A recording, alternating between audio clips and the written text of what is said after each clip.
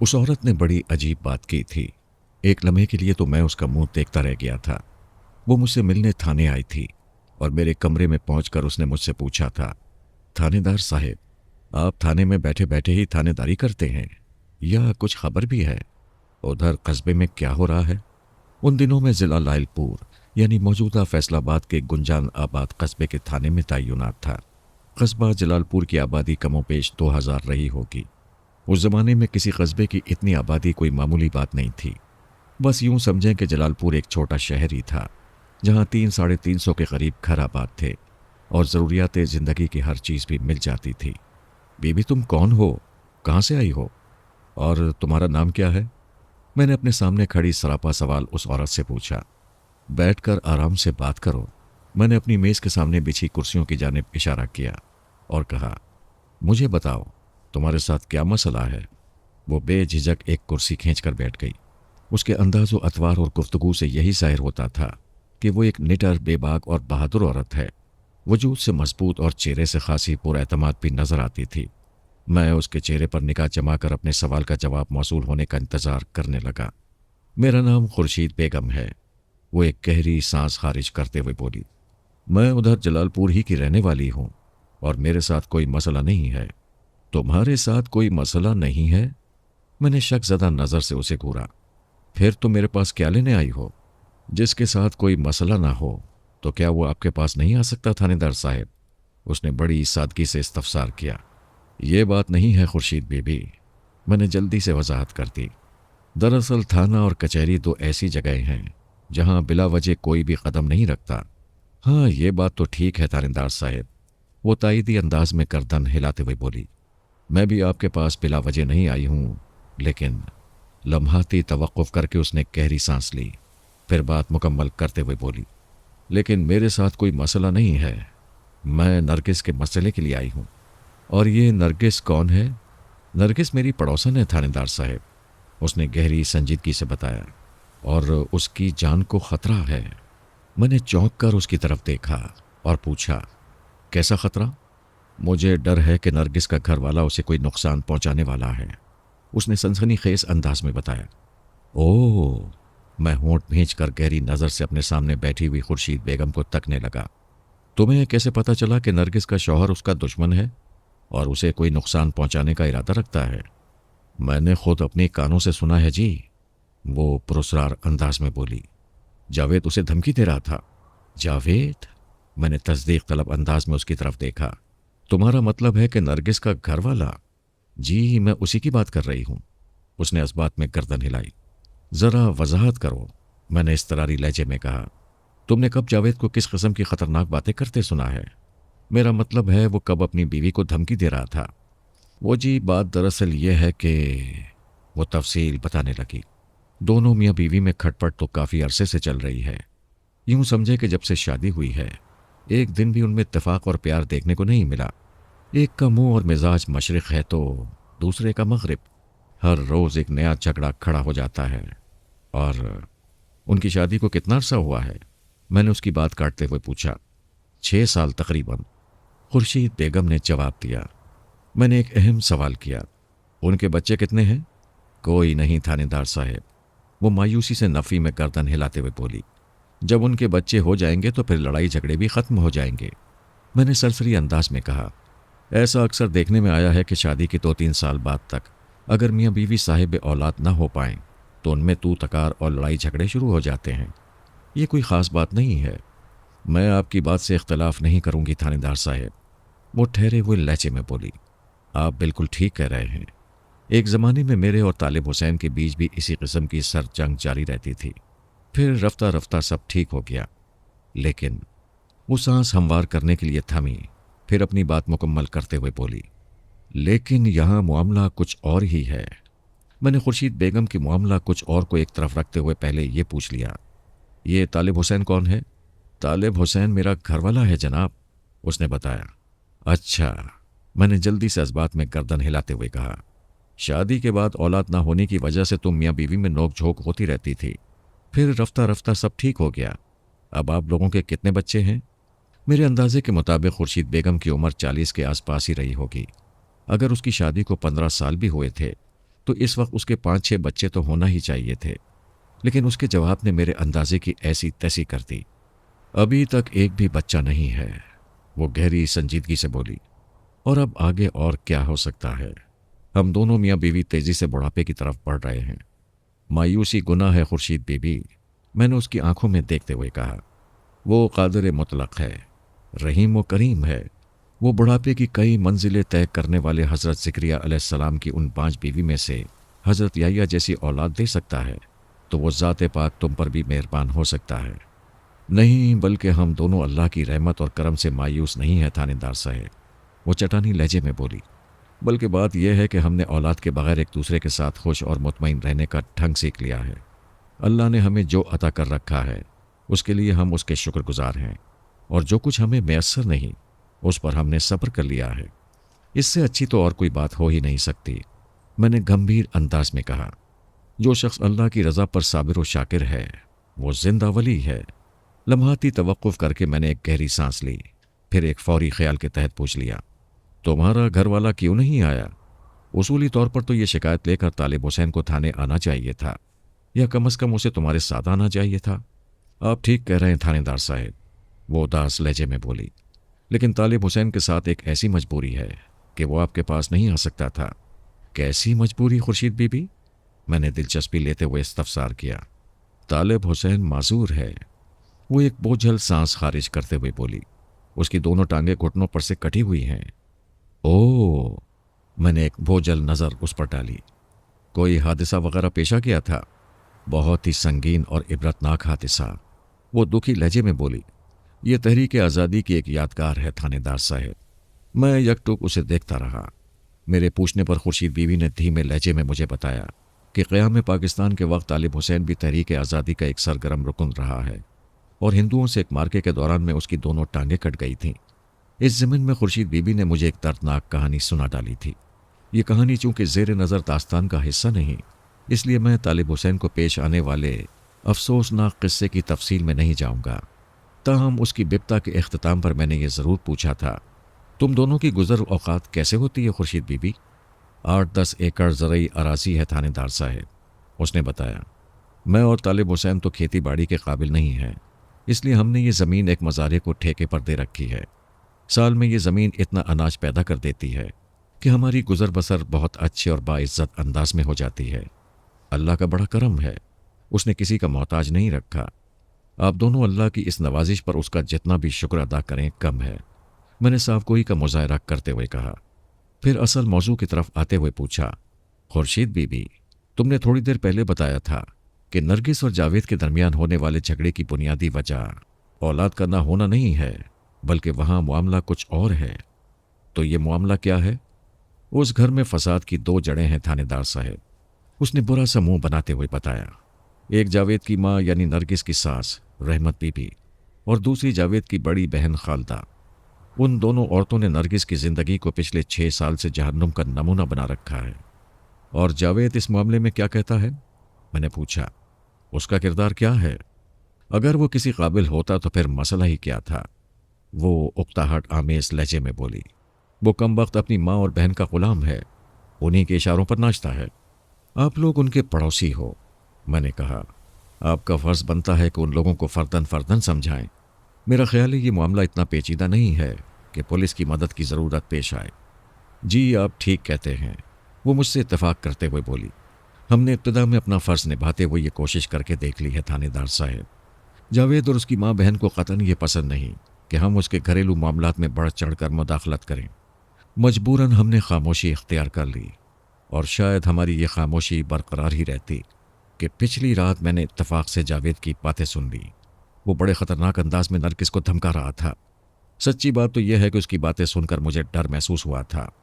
میں نے طالب حسین سے ذکر کیا تو وہ بھی پریشان ہو گیا، اور پھر مجھے مشورہ دیا کہ ہمیں ان حالات کی پولیس کو خبر کر دینا چاہیے۔ کل کلاں کو کچھ ہو گیا تو اچھا نہیں ہوگا، اور اب میں آپ کے سامنے بیٹھی ہوں۔ مثلاً وہ کس قسم کی خطرناک باتیں کر رہا تھا؟ میں نے پوچھا۔ بس وہ نرگس کو ڈرا دھمکا رہا تھا کہ یہ اچھا نہیں ہوگا، وہ اچھا نہیں ہوگا۔ میں نے کہا، خورشید بی بی، تم جس نوعیت کی شکایت لے کر میرے پاس آئی ہو وہ اپنی جگہ درست صحیح، لیکن یہ بتاؤ کہ ان میاں بیوی کے معاملے میں بھلا میں کیا کر سکتا ہوں؟ آپ اس علاقے کے تھانے دار ہیں، وہ کراری آواز میں بولی۔ آپ جو چاہیں کر سکتے ہیں، آپ کے لیے بھلا کیا مشکل ہے؟ مشکل تو کچھ نہیں ہے، لیکن پولیس کو بھی کارروائی کرنے کے لیے کسی اصول اور ضابطے کا خیال رکھنا پڑتا ہے۔ میں نے کہا، تمہارے مطابق اس گھر میں نرگس کے ساتھ بہت ظلم اور زیادتی ہو رہی ہے۔ ٹھیک ہے، میں نے تمہاری بات کا یقین کر لیا، لیکن مجھے کسی کارروائی کے لیے نرگس کی تائید کی ضرورت ہوگی۔ جب تک خود نرگس یا اس کے میکے کا کوئی قریبی رشتہ دار مجھ سے شکایت نہ کرے، میں بھلا جاوید اور اس کی ماں اور بہن پر کسی قسم کا دباؤ کیسے ڈال سکتا ہوں؟ جی میں آپ کی بات اچھی طرح سمجھ رہی ہوں، وہ پرسوچ انداز میں گردن ہلاتے ہوئے بولی۔ کیا تم ایسا کر سکتی ہو کہ… میں نے ایک فوری خیال کے تحت پوچھ لیا، کسی وقت نرگس کو لے کر میرے پاس آ جاؤ، میں اس کی زبانی اس کی کہانی سن کر کوئی فیصلہ کرتا ہوں کہ اس کے لیے کیا کیا جا سکتا ہے۔ یہ ممکن نہیں ہے تھانے دار صاحب، وہ مایوسی سے سر ہلاتے ہوئے بولی۔ ان لوگوں نے بڑی کڑی نظر رکھی ہوئی ہے نرگس پر، اسے کہیں آنے جانے بھی نہیں دیتے۔ میں تو پڑوسن ہوں، اس لیے اس کے دکھ کی خبر ہے مجھے۔ جاوید اس پر بہت ظلم کرتا ہے، کئی ماہ تک اسے میکے بھی نہیں جانے دیتا۔ وہ کسی بے بس قیدی کی طرح زندگی گزار رہی ہے۔ کیا اس کے میکے میں اس کے درد سے کوئی واقف نہیں ہے؟ میں نے ایک اہم سوال کیا۔ میرا خیال ہے نرگس کے ماں باپ کو بڑی حد تک اس کے حالات کا علم ہے، اس نے ٹھہرے ہوئے لہجے میں بتایا۔ لیکن آپ تو جانتے ہیں بیٹی کے ماں باپ کتنے مجبور ہوتے ہیں۔ ہاں، شادی شدہ بیٹیوں کے والدین بسا اوقات بہت کمزور اور بے بس ہو جاتے ہیں، میں نے خورشید بی بی کی بات سے اتفاق کرتے ہوئے کہا۔ پھر پوچھا، نرگس کا کوئی اور بہن بھائی؟ ایک چھوٹا بھائی ہے، 12-13 سال کا، اس نے جواب دیا۔ اس بچے کو اپنی بہن کے مسائل کا پوری طرح احساس بھی نہیں ہوگا۔ ٹھیک ہے خورشید بی بی، میں نے ٹھہرے ہوئے لہجے میں کہا، تم اطمینان سے گھر جاؤ، میں کوئی حل نکالتا ہوں اس مسئلے کا، اللہ بہتر کرے گا۔ وہ میرا شکریہ ادا کر کے رخصت ہو گئی۔ خورشید بی بی جو مسئلہ لے کر میرے پاس آئی تھی، اس کا کوئی سر پیر نہیں تھا۔ مطلب یہ کہ میری سمجھ میں نہیں آ رہا تھا کہ میں مظلوم نرگس کے لیے ایک تھانے دار کی حیثیت سے کیا کر سکتا ہوں۔ خورشید بی بی کا جذبہ ہمدردی اور حق ہمسائی کی اپنی جگہ، لیکن عین ممکن تھا کہ وہ کچھ زیادہ ہی جذباتی انداز میں نرگس کے لیے سوچ رہی ہو۔ ایسا ہو سکتا تھا۔ میاں بیوی کے گھریلو جھگڑے ایک ازلی ابدی حقیقت ہے، اور کوئی بھی ذی شعور شخص اس حقیقت کی وقوع پذیرے سے انکار نہیں کر سکتا۔ میں رات سونے سے پہلے بھی دیر تک اس مسئلے پر غور و فکر کرتا رہا۔ خورشید بیوی کو تو میں نے تسلی تشفی دے کر تھانے سے رخصت کر دیا تھا، لیکن اس سلسلے میں کوئی عملی کارروائی کرنے کے لیے میرے ذہن میں باقاعدہ کسی قسم کا لائے عمل ہرگز نہیں تھا۔ اگلی صبح میں نے ایک پھرتیلے قسم کے کانسٹیبل کی ڈیوٹی لگا دی کہ وہ نہایت ہی خفیہ انداز میں نرگس کے شوہر جاوید کے بارے میں معلومات حاصل کر کے مجھ تک پہنچائے۔ میں جب تک اس کے حوالے سے بنیادی باتوں سے واقف نہ ہو جاتا، کوئی عملی قدم اٹھانے یا اسے تھانے میں بلا کر پوچھ تاچھ کرنے کا کوئی فائدہ نہیں تھا۔ مگر میرا ہمیشہ سے یہ اصول رہا تھا کہ میں خواہ کی تفتیش کی ضرورت محسوس نہیں کرتا۔ جب تک کسی شخص کے مجرم ہونے کا مجھے شک نہ ہو جائے، میں اسے ایک تھپڑ مارنا بھی حماقت اور بے وقوفی ہی سمجھتا ہوں، اور جاوید کا معاملہ تو فی الحال کچھ تھا بھی نہیں۔ 2 روز کے بعد اس کانسٹیبل نے مجھے رپورٹ دی جسے میں نے جاوید کی ٹوہ لینے پر مامور کیا تھا۔ ناصر علی نامی اس کانسٹیبل نے آ کر مجھے بتایا کہ جاوید ایک موٹا تازہ اور بے ہنگم سا شخص تھا۔ اس کی عمر 27-28 سال رہی ہوگی۔ وہ ریلوے اسٹیشن کے نزدیک ریل بازار میں کپڑے کی ایک دکان چلاتا تھا، اور سارا دن اس دکان پر بیٹھ کر مختلف قسم کا کپڑا فروخت کرتا تھا۔ خورشید کا گھر بھی ریل بازار کے پچھواڑے تھا۔ میرا تھانہ اس سڑک کے کنارے پر واقع تھا جو لائل پور اور لاہور کو آپس میں ملاتی تھی، اور اسی روڈ کی دوسری جانب قصبہ جلال پور آباد تھا۔ مذکورہ سڑک سے تھوڑے فاصلے پر ریلوے لائن گزرتی تھی۔ ریلوے اسٹیشن کے عین سامنے سڑک سے جو بازار قصبے کی اندرونی سمت جاتا تھا، وہ ریل بازار کہلاتا تھا۔ مجھے جلال پور کے اس تھانے میں تعینات ہوئے ابھی صرف 2 ماہ ہوئے تھے۔ میں جولائی کے اختتام پر یہاں آیا تھا، اور اب ماہ اکتوبر چل رہا تھا۔ کانسٹیبل ناصر علی سے حاصل ہونے والی معلومات ایسی نہیں تھیں کہ میں کوئی سخت قسم کا ایکشن لیتا۔ البتہ یہ ضرور پتہ چلا تھا کہ جاوید غصے کا بہت تیز تھا، اور دکان پر آنے والے اکثر گاہکوں سے اس کا جھگڑا بھی ہو جاتا تھا۔ کئی مرتبہ پڑوسی دکانداروں سے بھی اس کی لڑائی ہو چکی تھی۔ تلخ کلامی تو ایک معمول کی بات تھی، یہی حال گھر کے اندر کا بھی تھا۔ مجھے بتایا گیا تھا کہ گھر کے اندر جاوید کے چیخنے چلانے کی آوازیں اکثر ابھرتی رہتی ہیں، اور بیوی کے ساتھ بھی اس کا جھگڑا چلتا رہتا ہے۔ بہرحال قصہ مختصر، کہ जावेद पर हाथ डालने के लिए मुझे कोई भी माकूल बहाना नहीं मिल सका और मैं इस किस्से को भूल गया। इस किस्से को भूलने का एक सबब यह भी था कि पहले दिन के बाद फिर कभी खुर्शीद बीबी ने या नरगिस के किसी और हिमायती ने थाने का रुख नहीं किया था। जैसा कि मैंने अभी बताया, उस थाने में मेरी तैनाती को अभी सिर्फ 2 माह हुए थे। किसी भी थाने में तकर्रुरी के इब्तदाई दिनों में काम ज़्यादा होता है। जाने वाला थानेदार कौन से मामलात को किस हाल में और कैसे छोड़कर जाता है और आइंदा उस मामले को किस अंदाज में टैकल करना है, ये सब सोचना और उसके लिए लाए अमल बनाना एक दिक्कत तलब काम है। मैं इस काम में ऐसा मसरूफ़ हुआ कि मुझे अपने खाने पीने और सोने जागने का कुछ होश नहीं रहा। इन हालात में मैं जावेद और नरगिस को कहाँ याद रखता। चंद दिन बाद की बात है, मैं एक रोज़ हस्बे मामूल तैयार होकर थाने पहुंचा। पता चला खेतों में किसी मर्द की लाश पड़ी है। ये एक चौंका देने वाली खबर थी। मैंने इत्तला लाने वाले कांस्टेबल से पूछा, तुफैल, वो लाश किसकी है और कहाँ से मिली है? जनाब, 2 बंदे अभी ये खबर लेकर थाने आए हैं। तुफैल मुझे तफसील से आगाह करने लगा। उनका कहना यह है कि मकतूल का ताल्लुक जलालपुर से है। वो मरने वाले का नाम जावेद बताते हैं। जावेद का नाम सुनकर मैं चौंका और मुझे याद आ गया कि खुर्शीद बीबी ने भी मुझसे किसी खार दिमाग जावेद का जिक्र किया था, जो अपनी बीवी नरगिस के साथ बहुत जुल्म और ज्यादती किया करता था। एक लम्हे के लिए मेरे जहन में यह भी ख्याल आया कि कहीं ये वही जावेद तो नहीं। तुफैल, मैंने कांस्टेबल की आंखों में देखते हुए कहा, तुम्हारी बातों से तो ये महसूस हो रहा है कि इत्तला लाने वाले खुद जलालपुर के नहीं हैं, वरना वो ये ना कहते कि मकतूल का ताल्लुक जलालपुर से है। आपका अंदाज़ा बिल्कुल दुरुस्त है मलिक साहब। कांस्टेबल तुफैल असबात में गर्दन हिलाते हुए बोला, वो दोनों मौजा चक बत्ती से आए हैं और जावेद नामी उस शख्स की लाश भी उन्हीं के चक के नज़दीक खेतों में पाई गई है। ओह, मैं एक गहरी सांस लेकर रह गया। चक से मुराद आप गांव समझ लें। चक बत्ती यानी नंबर 32 मेरे थाने के जुनूब में लगभग 4 मील के फासले पर पाया जाता था। ये एक छोटा सा गांव था जहां ज़्यादा से ज़्यादा 100 घर आबाद होंगे। मैंने इत्तला लाने वाले दोनों अफराद को अपने कमरे में बुला लिया।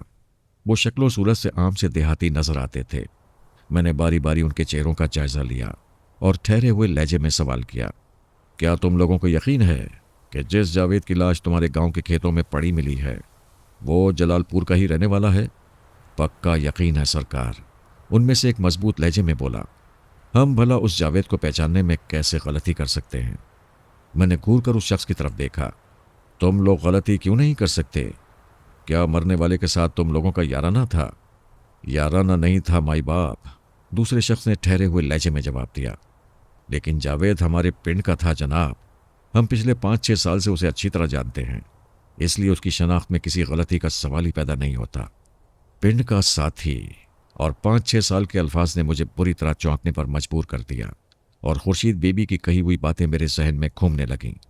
मैंने बारी बारी उन दोनों की जानिब देखते हुए पूछा, क्या आप लोग उस जावेद की बात कर रहे हो जिसकी शादी 6 साल पहले नरगिस से हुई थी?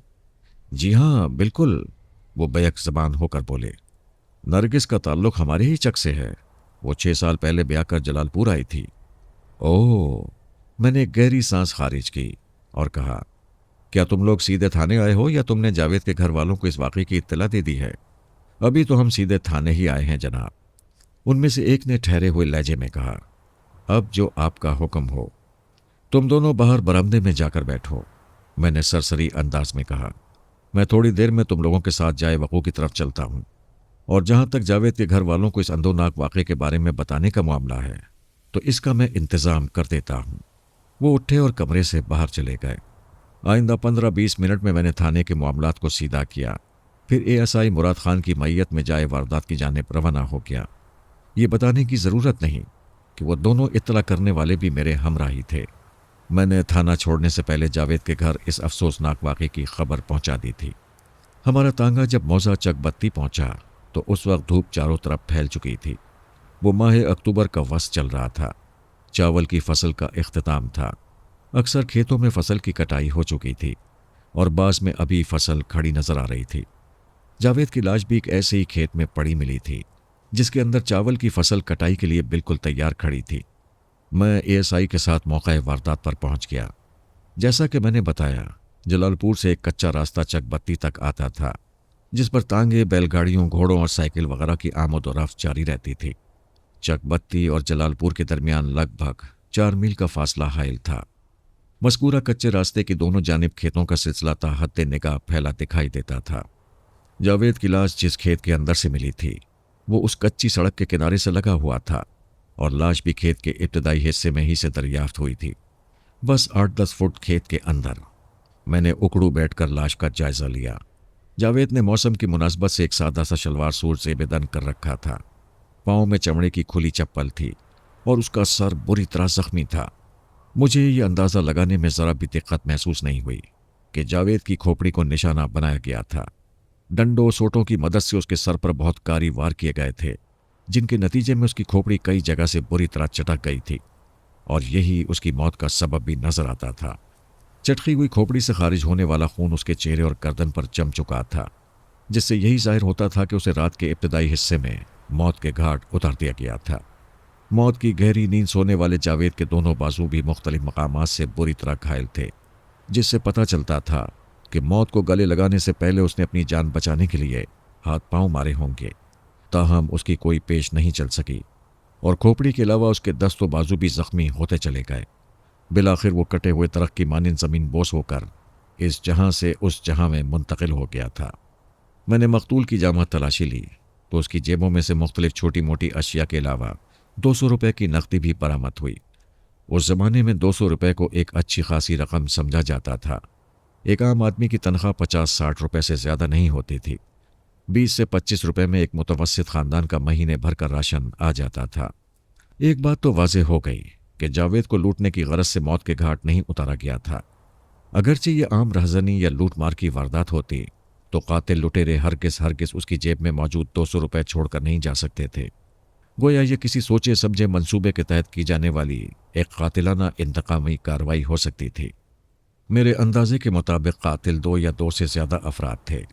जावेद के सर और दस्तों बाजू को जिस बुरे अंदाज में ज़ख्मी किया गया था उससे यही जाहिर होता था कि उस पर लाठियों और डंडों की बरसात कर दी गई थी। अगर ये किसी एक शख्स का कारनामा होता तो जावेद ना तो ऐसा शदीद घायल होता और न ही उसकी मौत इतनी यकीनी होती। मेरे मोहतात अंदाजे के मुताबिक उसे घेर कर मौत के घाट उतारा गया था। लाश के मुआयने के दौरान ही में एक और सनसनीखेज इंकशाफ भी हुआ।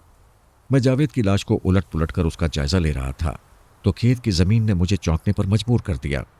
जहां जावेद की लाश पड़ी थी वहां ज़मीन पर खून का एक धब्बा भी नज़र नहीं आ रहा था, ना खुश्क और ना ही तर, जबकि मकतूल के सर से खारिज होने वाले खून ने उसके चेहरे और लिबास को अच्छी तरह भिगो डाला था। ये कैसे मुमकिन था कि उसके बदन से निकलने वाला खून ज़मीन पर ना गिरता? हाँ, ये एक ही सूरत में मुमकिन था, जब जावेद को किसी और जगह कत्ल किया गया होता और उसकी लाश को लाकर खेतों में फेंक दिया गया होता। यकीनन यही बात थी।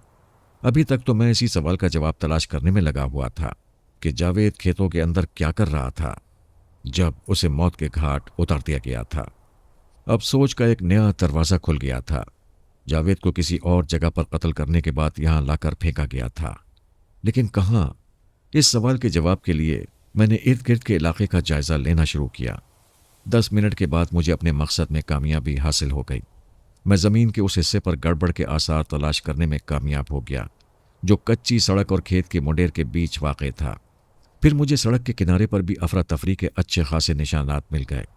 कदमों के बेतरतीब और आपस में खल्त मल्त निशानात इस अमर की गवाही दे रहे थे कि वहाँ चंद अफराद में अच्छी खासी मुठभेड़ हुई थी और इसी गुटमुट अफरा तफरी के बीचों बीच चंद मकामात पर खून के जमे हुए धब्बे भी मेरी नज़र में पकड़े गए।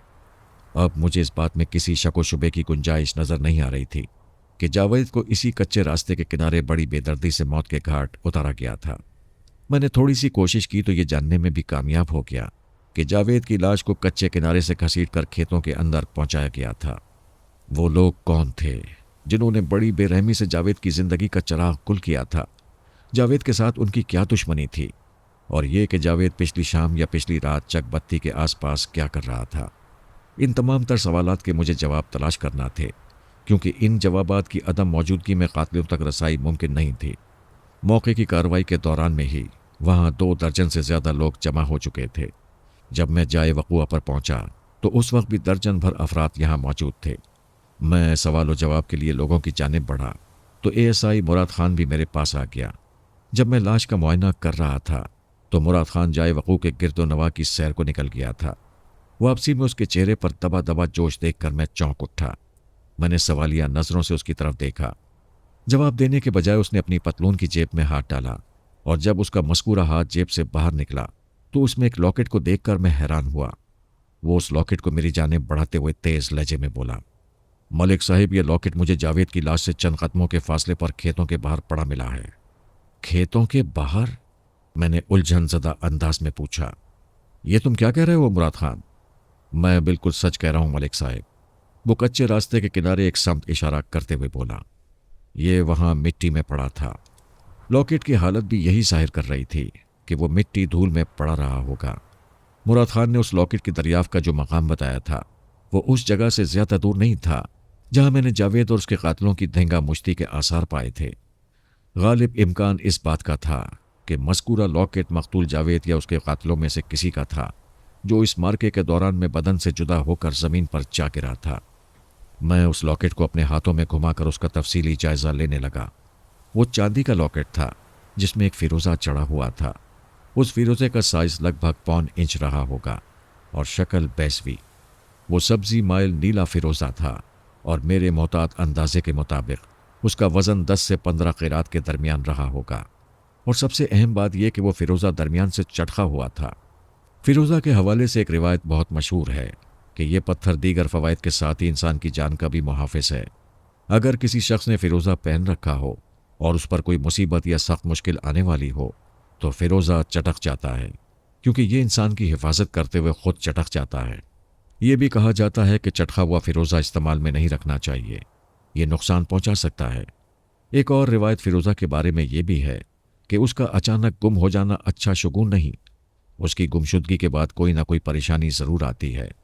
और ये भी कि फिरोज़ा को किसी पत्थर के माहिर के मशवरे के बगैर नहीं पहनना चाहिए। मज़कूरा फिरोज़े वाले लॉकेट में जंजीर की जगह काली डोरी इस्तेमाल की गई थी और वो डोरी भी टूटी हुई थी। मतलब ये कि गिरा के करीब से वो डोरी कट गई थी जब ही वो लॉकेट पहनने वाले शख्स की गर्दन से निकलकर ज़मीन पर जा गिरा था। डोरी के एक सिरे पर गिरा और दूसरा सिरा खाली था, जहां पर डोरी टूट जाने के बाइस धागे निकले हुए थे। मैंने वो फिरोज़े वाला लॉकेट मौके पर मौजूद तमाम अफराद को बारी बारी दिखाया और पूछा, तुम में से कोई इस लॉकेट के बारे में कुछ जानता है? हैरत अंगेज तौर पर उस शनाख्ती परेड के नताइज सिफर के बराबर बरामद हुए। वहां मौजूद 25-30 अफराद में से एक भी ऐसा नहीं था जो उस लॉकेट को पहचान पाता। बिल आखिर थक हार कर मैंने वो लॉकेट अपनी जेब में रख लिया। अलबत्ता इस पूछताछ का एक फ़ायदा ज़रूर हुआ और वो ये कि मैं ये जानने में कामयाब हो गया कि मज़कूरा फिरोज़ा वाला लॉकेट मकतूल जावेद का हरगिज़ नहीं था। और ये मालूमात मुझे जावेद के ससुर खैरदीन से हासिल हुई थीं, जो उस वक्त जाए वक़ूअ पर मौजूद था। इस दौरान में जब मैं मौके की कार्रवाई में मसरूफ़ था, जलालपुर से जावेद की माँ रहमत बीबी भी 2 अफराद के साथ वहाँ पहुँच गई। वो जावेद की लाश को देखकर बाकायदा बयान करने लगी, इन्हीं जालिमों ने मेरा बच्चा खाया है। वो खैरदीन की जानिब उंगली उठाते हुए बोली, मैंने तो जीदे से कहा था कि वो मनूस मैके गई है तो उस कमबख्त को उधर ही रहने दे, लेकिन उसने मेरी एक नहीं सुनी और कल चल पड़ा अपनी बीवी को लेने। मैंने कहा था कि रात से पहले वापस आ जाना। वो उधर ही रुक गया और गया जान से। वो लम्हे भर के लिए रुकी, फिर फरियादी लहजे में मुझसे कहा, थानेदार साहब, आप खैरदीन को गिरफ्तार कर लें। जब आप इसकी छितरौल करेंगे तो ये खुद बताएगा कि जावेद की जान किसने ली है। रहमत बीबी की इस दाद फरियाद से बहुत सी बातें सामने आईं कि नंबर 1, वो एक बदतमीज़ और आक़बत नाअंदेश औरत थी। नंबर 2, वो अपने समधी खैरदीन से नफ़रत करती थी या कम अज़ कम उसे सख्त नापसंद करती थी। नंबर 3, उन दिनों नरगिस अपने मैके यानी चकबत्ती आई हुई थी। नंबर 4, मकतूल जावेद कल किसी वक्त जलालपुर से अपनी बीवी को लेने चकबत्ती आया था। नंबर 5, रहमत बीबी को पूरा शक था कि उसके बेटे जावेद के कत्ल में नरगिस के मैके वालों का हाथ है। इन तमाम तर निकात को समझने के लिए मुझे बड़ी प्लानिंग से काम लेना था। मैंने पहली फुर्सत में रहमत बीबी के वावेले को ब्रेक लगवाए, तसल्ली आमेज अंदाज में उसे यकीन दिलाया, रहमत बीबी, जब मैं यहाँ मौजूद हूँ तो फिर तुम्हें थानेदार बनने की ज़रूरत नहीं। मैं तुमसे वादा करता हूँ कि जावेद के कातिलों को बहुत जल्द बेनकाब कर दूंगा और उन्हें अदालत से इबरतनाक सज़ा भी दिलवाऊंगा। थानेदार जी, मैं बता रही हूँ ना, मेरे जीदे के कातिल यही लोग हैं। वो खैरदीन की तरफ देखते हुए इसरारी लहजे में बोली, आप इन पर सख्ती करेंगे तो दूध का दूध और पानी का पानी अलग हो जाएगा। تم فکر نہیں کرو رحمت بی بی، میں سب سے پوچھ گچھ کروں گا، میں نے معتدل انداز میں کہا۔ کوئی بھی چھوٹا بڑا میری تفتیش سے بچ نہیں سکے گا، تم حوصلہ رکھو، سب ٹھیک ہو جائے گا۔ وہ ایک طرف ہو کر کھڑی ہو گئی۔ میرے سمجھانے بجھانے کا اس پر اتنا اثر ضرور ہوا تھا کہ اس نے خیردین اور اس کے خاندان کے خلاف زہر اگلنا بند کر دیا تھا۔ تاہم دبی زبان میں اس کا وویلا اور آہوزاری اب بھی جاری تھی، اور اس کام سے میں اسے روک نہیں سکتا تھا۔ اس بد نصیب کا بیٹا قتل کر دیا گیا تھا۔ میں اسے پہنچنے والے صدمے سے بخوبی آگاہ تھا۔ انسانیت کا تقاضا یہی تھا کہ اسے جی بھر کر دل کا غبار نکال لینے دیا جائے۔ میں نے ضروری کارروائی مکمل کرنے کے بعد جاوید عرف جیتا کی لاش کو پوسٹ مارٹم کی غرض سے ASI مراد خان کی زیر نگرانی سرکاری ہسپتال بھجوا دیا۔ پھر موقع پر موجود لوگوں کے بیانات قلم بند کرنے لگا۔ سب سے پہلے میں نے اس شخص کو بلا لیا جس نے سب سے پہلے جاوید کی لاش کو دیکھا تھا۔ اس بندے کا نام حنیف عرف حنیفو تھا۔ حنیفو کی حیثیت ایک کھیت مزدور جیسی تھی۔ آج صبح وہ کھیتوں کی طرف معمول کے مطابق نکلا تو اس کی جاوید کی لاش پر نظر پڑی۔ اس نے شور مچا کر بہت سے لوگوں کو وہاں جمع کر لیا تھا۔ حنیفو، میں نے اس شخص کی آنکھوں میں جھانکتے ہوئے سوال کیا، تم کھیتوں میں کس قسم کی مزدوری کرتے ہو؟ سرکار، میں ہر قسم کا کام کر لیتا ہوں، اس نے جواب دیا۔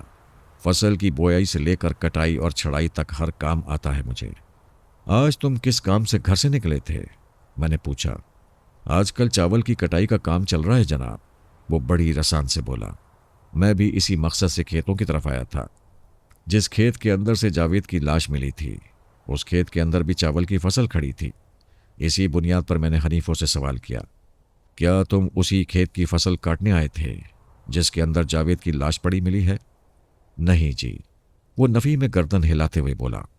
میرا کام تو اس سے کافی آگے کے کھیتوں میں چل رہا ہے، بس میں ادھر سے گزر رہا تھا کہ میری نظر پڑ گئی۔ حنیفوں کی بات مجھے ہضم نہ ہو سکی۔ میں نے گھور کر اسے دیکھا اور قدرے سخت لہجے میں دریافت کیا۔ جاوید کی لاش کھیتوں کے اندر 10-12 گز کے فاصلے پر پڑی ہوئی تھی۔ کھڑی فصل کے اندر اتنی دور تک دیکھنا ممکن نہیں۔ پھر تم نے یہاں سے گزرتے ہوئے یہ لاش کیسے دیکھ لی؟ کیا تمہارے پاس کوئی دوربین وغیرہ بھی تھی؟ نہیں جناب، ایسی کوئی بات نہیں، وہ میرے مضبوط اعتراض پر پریشان ہو گیا۔ میں نے بدستور اس کی آنکھوں میں دیکھتے ہوئے پوچھا، ایسی بات نہیں تو پھر کیسی بات ہے؟ وہ جی، میں یہاں سے گزر رہا تھا تو مجھے رفع حاجت کی ضرورت محسوس ہوئی، وہ وضاحت کرتے ہوئے بولا۔ میں اپنی حاجت پوری کرنے کھیت کے اندر گیا تو ادھر جاوید کی لاش پڑی نظر آئی۔ میں اپنی حاجت کو بھول گیا اور بھاگ کر کھیت سے باہر نکل آیا۔ باہر آ کر تم نے سب سے پہلا کام کیا کیا تھا؟ میں نے شور مچانا شروع کر دیا تھا، وہ اپنی وضاحت کو آگے بڑھاتے ہوئے بولا۔ میری آواز پر کھیتوں میں کام کرنے والے بہت سے لوگ جمع ہو گئے تھے۔ جب تم اپنی حاجت پوری کرنے گئے تھے تو وہاں تمہیں جاوید کی لاش پڑی دکھائی دی۔ میں نے کریدنے والے انداز میں پوچھا، کیا لاش پر نگاہ پڑتے ہی تمہیں اندازہ ہو گیا تھا کہ وہ جاوید ہی ہے، تمہارے چک کا ساتھی، نرگس کا گھر والا؟ یہ سوال میں نے اس لیے کیا تھا کہ میں نے جاوید کی لاش کا تفصیلی معائنہ کیا تھا۔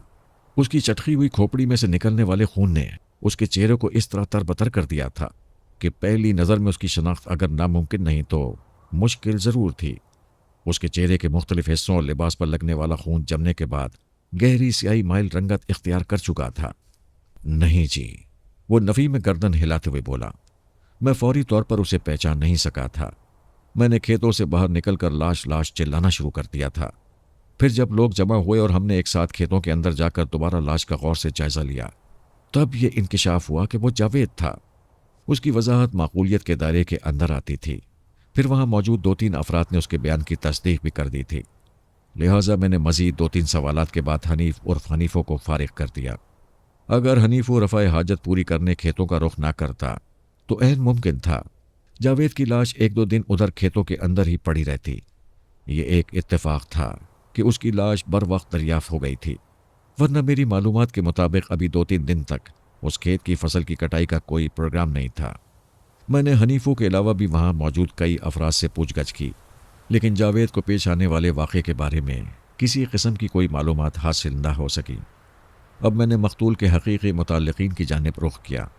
مقتول کی ماں رحمت بی بی اور اس کا سسر خیردین میرے نزدیک ہی موجود تھے، تاہم رحمت بی بی نے اپنے سمدی کی جانب سے رخ پھیر رکھا تھا۔ خیردین کی عمر 50 کے آس پاس نظر آتی تھی۔ وہ ایک سیدھا سادہ اور شریف انسان نظر آتا تھا، اور اس کی شرافت کا سب سے بڑا ثبوت یہ تھا کہ اس نے رحمت بی بی کے سنگین الزامات کے جواب میں اسے اف تک نہیں کہا تھا، بلکہ جوش جذبات میں اور فقدان احساس میں رحمت بی بی نے اسے گالیاں بھی دے ڈالی تھیں۔ لیکن مجال ہے اس کی زبان سے رد عمل میں کوئی سخت بات نکلی ہو۔ خیردین نے ایک ہاتھ پر خاصی موٹی اور چوڑی پٹی باندھ رکھی تھی، جیسے اسے کوئی خطرناک چوٹ لگی ہو۔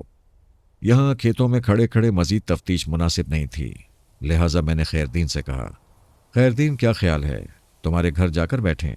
باقی کی باتیں وہیں ہوں گی۔ میں تمہاری بیٹی نرگس سے بھی ملاقات کرنا چاہتا ہوں۔ ست بسم اللہ جی، میرا گھر حاضر ہے، وہ پرخلوص لہجے میں بولا۔ آپ آئیں میرے ساتھ۔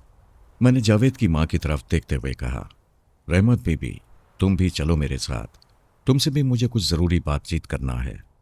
میں کہاں چلوں جی؟ وہ الجھن زدہ انداز میں مجھے تکنے لگی۔ کہاں کا کیا مطلب؟ میں نے سرسری لہجے میں کہا۔ جب میں خیردین کے ساتھ اس کے گھر جا رہا ہوں تو تمہیں بھی وہاں چلنا ہوگا۔ سوال ہی نہیں پیدا ہوتا تھانے دار جی، وہ بتکے ہوئے انداز میں بولی۔ میں اپنے بیٹے کے قاتلوں کے گھر کیسے جا سکتی ہوں؟ رحمت بی بی کے دماغ کی سوئی جس جگہ پھنس گئی تھی وہاں سے فوری طور پر نکالنا ممکن نہیں تھا۔ وہ خیردین اور جاوید کی سسرال والوں کو اپنا اور جاوید کا دشمن سمجھ رہی تھی۔ میں چند منٹ میں اس کی یہ غلط فہمی دور نہیں کر سکتا تھا، اور اگر بالفرض وہ درست بھی سوچ رہی تھی تو یہ ایسا موقع نہیں تھا کہ میں دونوں پارٹیوں کو روبرو بٹھا کر کوئی مناظرہ کراتا۔ جب تک میں خود واقعے کی حقیقت سے واقف نہ ہو جاتا انہیں کوئی بات سمجھانا حماقت ہی ہوتی۔ لہٰذا میں نے رحمت بی بی کی طرف دیکھتے ہوئے کہا، رحمت بی بی تم جلال پور جاؤ، میں یہاں سے فارغ ہونے کے بعد سیدھا تمہاری طرف آؤں گا، پھر تم سے تفصیلی بات ہوگی۔ یہ بات اس کی سمجھ میں آ گئی اور وہ فلفور ایک تانگے میں بیٹھ کر جلال پور کے لیے روانہ ہو گئی۔ خیردین کا گھر چک بتی کے وسط میں واقع تھا۔ یہ ایک چھوٹا سا گھر تھا اور گھر کے اندر ہی خیردین نے کریانے کی دکان کھول رکھی تھی۔ اس دکان پر پرچون کے تمام سودوں کے علاوہ سبزی بھی فروخت ہوتی تھی اور موسم کی مناسبت سے ایک آدھ پھل بھی رکھا نظر آتا تھا۔ یہ دکان گھر کی بیٹھک میں سجائی گئی تھی اور خیردین کے علاوہ اس کی بیوی صفیہ بھی امور دکانداری میں اس کا بھرپور ساتھ دیتی تھی۔ علاوہ ازیں خیردین کا بیٹا خاور بھی اس کام میں حسب ضرورت اپنے ماں باپ کا ہاتھ پٹایا کرتا تھا۔ جب میں وہاں پہنچا اس وقت خاور گھر کے اندر موجود نہیں تھا۔ خیردین نے مجھے گھر کے ایک اندرونی کمرے میں بٹھانا چاہا، لیکن میں نے صحن میں بیٹھنے کو ترجیح دی، لہٰذا وہیں پر 2 چارپائیاں بچھا دی گئیں۔ خیردین کے ساتھ ہی ایک چارپائی پر اس کی بیوی صفیہ بھی بیٹھ گئی۔ جاوید کے قتل کے واقعے نے انہیں دکان نہیں کھولنے دی تھی۔ مجھے پتا چلا کہ نرگس یعنی جاوید کی بیوہ اندر ایک کمرے میں بیٹھی ہے۔ صفیہ خالصتاً ایک گھریلو عورت تھی۔ اس کی عمر 45 کے قریب نظر آتی تھی۔ میں نے گفتگو کا آغاز کرتے ہوئے نہایت ہی ٹھہرے ہوئے لہجے میں کہا، مجھے جاوید کی موت کا سخت افسوس ہے۔ آپ لوگوں کے خیال میں اسے کس نے موت کے گھاٹ اتارا ہوگا؟ ہم کیا جانے تھانے دار صاحب، خیردین نے عجیب سے لہجے میں کہا۔ آپ نہیں جانو گے تو پھر اور کون جانے گا؟ میں نے قدرے تلخ انداز میں پوچھا۔ وہ تم لوگوں کا داماد تھا اور جلال پور سے یہاں چک بتی تمہارے گھر آیا تھا، اس کے بارے میں تم لوگوں ہی سے پوچھا جائے گا نا؟ نہیں جناب، ایسی کوئی بات نہیں، وہ بڑی سادگی سے نفی میں گردن ہلاتے ہوئے بولا۔ وہ گھر تو نہیں آیا ہوا تھا؟ کیا مطلب؟ میں نے چونک کر اس کی طرف دیکھا۔ وہ آپ لوگوں کے گھر نہیں آیا ہوا تھا تو پھر چک بتی میں کس کے پاس آیا تھا؟ خیردین بالکل ٹھیک بتا رہا ہے تھانے دار صاحب، صفیہ بات کو آگے بڑھاتے ہوئے بولی۔ جاوید کے یہاں آنے کے بارے میں ہمیں کوئی خبر نہیں، ہمیں تو آج ہی صبح پتا چلا ہے کہ جاوید کو کسی نے قتل کر کے منجی کے کھیتوں میں پھینک دیا ہے۔ لیکن میں نے خیردین کی طرف دیکھتے ہوئے سرسراتی ہوئی آواز میں کہا، وہاں منجی یعنی چاول کے کھیتوں میں تمہاری سمدن رحمت بی بی نے تمہارے سامنے کہا تھا کہ جاوید کل جلال پور سے روانہ ہوا تھا، اس کا ارادہ تھا کہ نرگس کو اپنے ساتھ واپس لے کر جائے گا۔ وہ تو پتہ نہیں جی، اور بھی کیا کیا بولتی رہتی ہے، وہ برا سا منہ بناتے ہوئے بولی۔ اس عورت کا دماغ خراب ہو گیا ہے، پتہ نہیں کیا کیا بکتی رہتی ہے۔ نرگس کی زندگی بھی اسی شیطان عورت کی وجہ سے جہنم بن کر رہ گئی ہے۔ خیردین اسی نوعیت کی باتیں کر رہا تھا جیسی چند روز پہلے خورشید بی بی نے تھانے آ کر مجھ سے کی تھیں۔ میں نے اصل موضوع کی طرف آتے ہوئے پوچھا، تو آپ لوگوں کو جاوید کے یہاں آنے کے پروگرام کی کوئی اطلاع نہیں تھی؟ بالکل نہیں جناب، وہ مضبوط لہجے میں بولا، ورنہ ہمیں آپ سے جھوٹ بولنے کی کیا ضرورت ہے تھانے دار صاحب؟ ہو سکتا ہے نرگس کو اس بارے میں کچھ پتا ہو۔ میں نے سوچتی ہوئی نظر سے باری باری ان میاں بیوی کی طرف دیکھا۔ پتہ نہیں جی، صفیہ بی بی بیزاری سے بولی، مجھ سے تو اس نے ایسی کوئی بات نہیں کی۔ نرگس کب سے چک بتی آئی ہوئی ہے؟ میں نے ایک اہم سوال کیا۔ وہ 10 تاریخ کو یہاں آئی تھی جناب، اس نے جواب دیا۔ اور آج 13 تاریخ ہے۔ اوہ، تو ابھی اسے یہاں آئے 2-3 دن ہی گزرے ہیں۔ میں نے ایک گہری سانس خارج کرتے ہوئے کہا، تو پھر اس کی واپسی کی وجہ نظر نہیں آتی؟ اور یہ بھی ہم نے نرگس کو جس طرح یہاں بلایا ہے وہ ہمارا خدا ہی جانتا ہے تھانے دار صاحب، صفیہ دکھی لہجے میں بولی، ورنہ ان منوسے نے تو میری بچی کو قیدی بنا کر رکھا ہوا تھا۔ اگر خیردین کا ہاتھ نہ کٹ جاتا تو شاید وہ نرگس کو یہاں نہ بھیجتے۔ تمہارے ہاتھ کو کیا ہوا ہے خیردین؟ میں نے پوچھا۔ وہ بھرائی ہوئی آواز میں بولا، اس ہاتھ پر مجھے زہریلے سانپ نے کاٹ لیا تھا۔ بہت ہی موذی سانپ تھا وہ، پورا ہاتھ یکدم سیاہ ہو گیا تھا۔ مجبوراً کلائی پر سے میرا ہاتھ کاٹنا پڑا۔ اگر فوری طور پر یہ ہاتھ نہ کاٹا جاتا تو زہر پورے بازو میں پھیل سکتا تھا اور پھر کندھے پر سے بازو کاٹنا پڑتا۔ اوہ، میں نے تاسفانہ انداز میں ہونٹ سکیڑے اور کہا، بہت افسوس ہوا یہ سن کر۔ افسوس تو سارے جہاں کو ہوا تھا تھانے دار صاحب، وہ دکھ بھرے لہجے میں بولا۔ اگر نہیں افسوس ہوا تو صرف 3 لوگوں کو۔ نمبر 1 جاوید، نمبر 2 جاوید کی ماں، نمبر 3 جاوید کی بہن۔ خیر، لمحاتی توقف کر کے اس نے ایک بوجھل سانس خارج کی اور اپنی بات کو مکمل کرتے ہوئے بولا، اب تو کافی بہتر ہے۔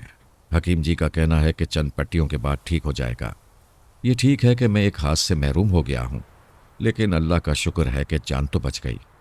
جب خیردین پر یہ مصیبت نازل ہوئی تو ہم نے نرگس کو یہاں بلانے کی بہت تگ و دو کی تھی، صفیہ نے بتایا، لیکن ان لوگوں کو ذرا سا بھی احساس نہیں ہوا۔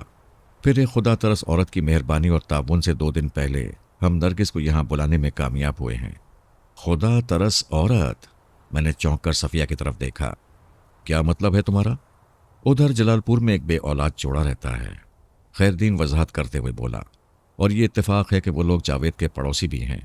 خیردین، تم کہیں خورشید بیگم اور طالب حسین کی بات تو نہیں کر رہے؟ اس کی بات مکمل ہونے سے پہلے ہی میں نے پوچھ لیا۔ جی ہاں، وہی۔ وہ جلدی سے اسبات میں گردن ہلاتے ہوئے بولا، خورشید بی بی بہت ہی ہمدرد اور نیک عورت ہے۔ جاوید تو اپنی مصروفیت کا بہانہ کرتے ہوئے ہر روز نرگس کو ٹالتا رہتا تھا، لیکن 2 دن پہلے خورشید بی بی نے ہمت کی اور نرگس کو یہاں پہنچا دیا۔ لیکن ہمیں کیا پتا تھا کہ نرگس کو یہاں بھیجنے کے بعد جاوید بھی ادھر کا رخ کرے گا اور پھر چک بتی کے نواحی کھیتوں میں بے دردی سے قتل کر دیا جائے گا، اور اس کی موت کے حوالے سے ہم پر شک بھی کیا جائے گا۔ خورشید بی بی تھانے آ کر مجھ سے ایک ملاقات کر چکی ہے۔ وہ نرگس کے گھریلو حالات کی وجہ سے بہت تکلیف میں تھی اور مجھ سے اس نے نرگس کے مسائل کے حل کے لیے درخواست بھی کی تھی۔ خورشید بی بی نے جاوید کی طرف سے نرگس کی جان کو خطرہ بتایا تھا، لیکن یہاں تو جاوید ہی اپنی زندگی کی بازی ہار چکا تھا۔ کیا خورشید بی بی نے ایسی کوئی بات کی تھی کہ 2-3 روز کے بعد جاوید نرگس کو لینے چک بتی آئے گا؟ میں نے باری باری ان دونوں کی طرف دیکھتے ہوئے سوال کیا۔ نہیں جی، کوئی نہیں، صفیہ سادگی سے بولی۔ ہم تو یہی سمجھ رہے تھے کہ اب نرگس کو کم از کم 1 مہینہ یہاں رکھیں گے، لیکن 2 دن بعد ہی یہ مصیبت کھڑی ہو گئی۔ اب پتہ نہیں کیا ہوگا۔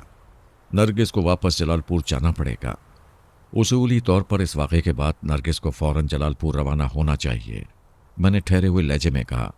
جاوید جیسا بھی تھا نرگس کا شوہر تھا، اس موقع پر نرگس کو میت والے گھر میں ہونا چاہیے۔ لیکن میں نے سانس ہموار کرنے کے لیے لمحاتی توقف کیا تو میرے دوبارہ بولنے سے پہلے ہی صفیہ نے اضطراری لہجے میں پوچھا، لیکن کیا تھانے دار صاحب؟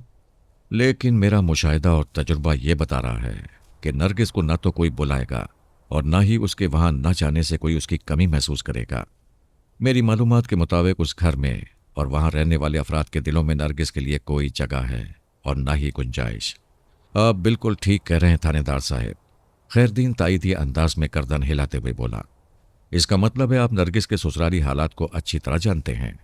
اچھی طرح تو نہیں، لیکن کافی حد تک ضرور جانتا ہوں، میں نے کہا۔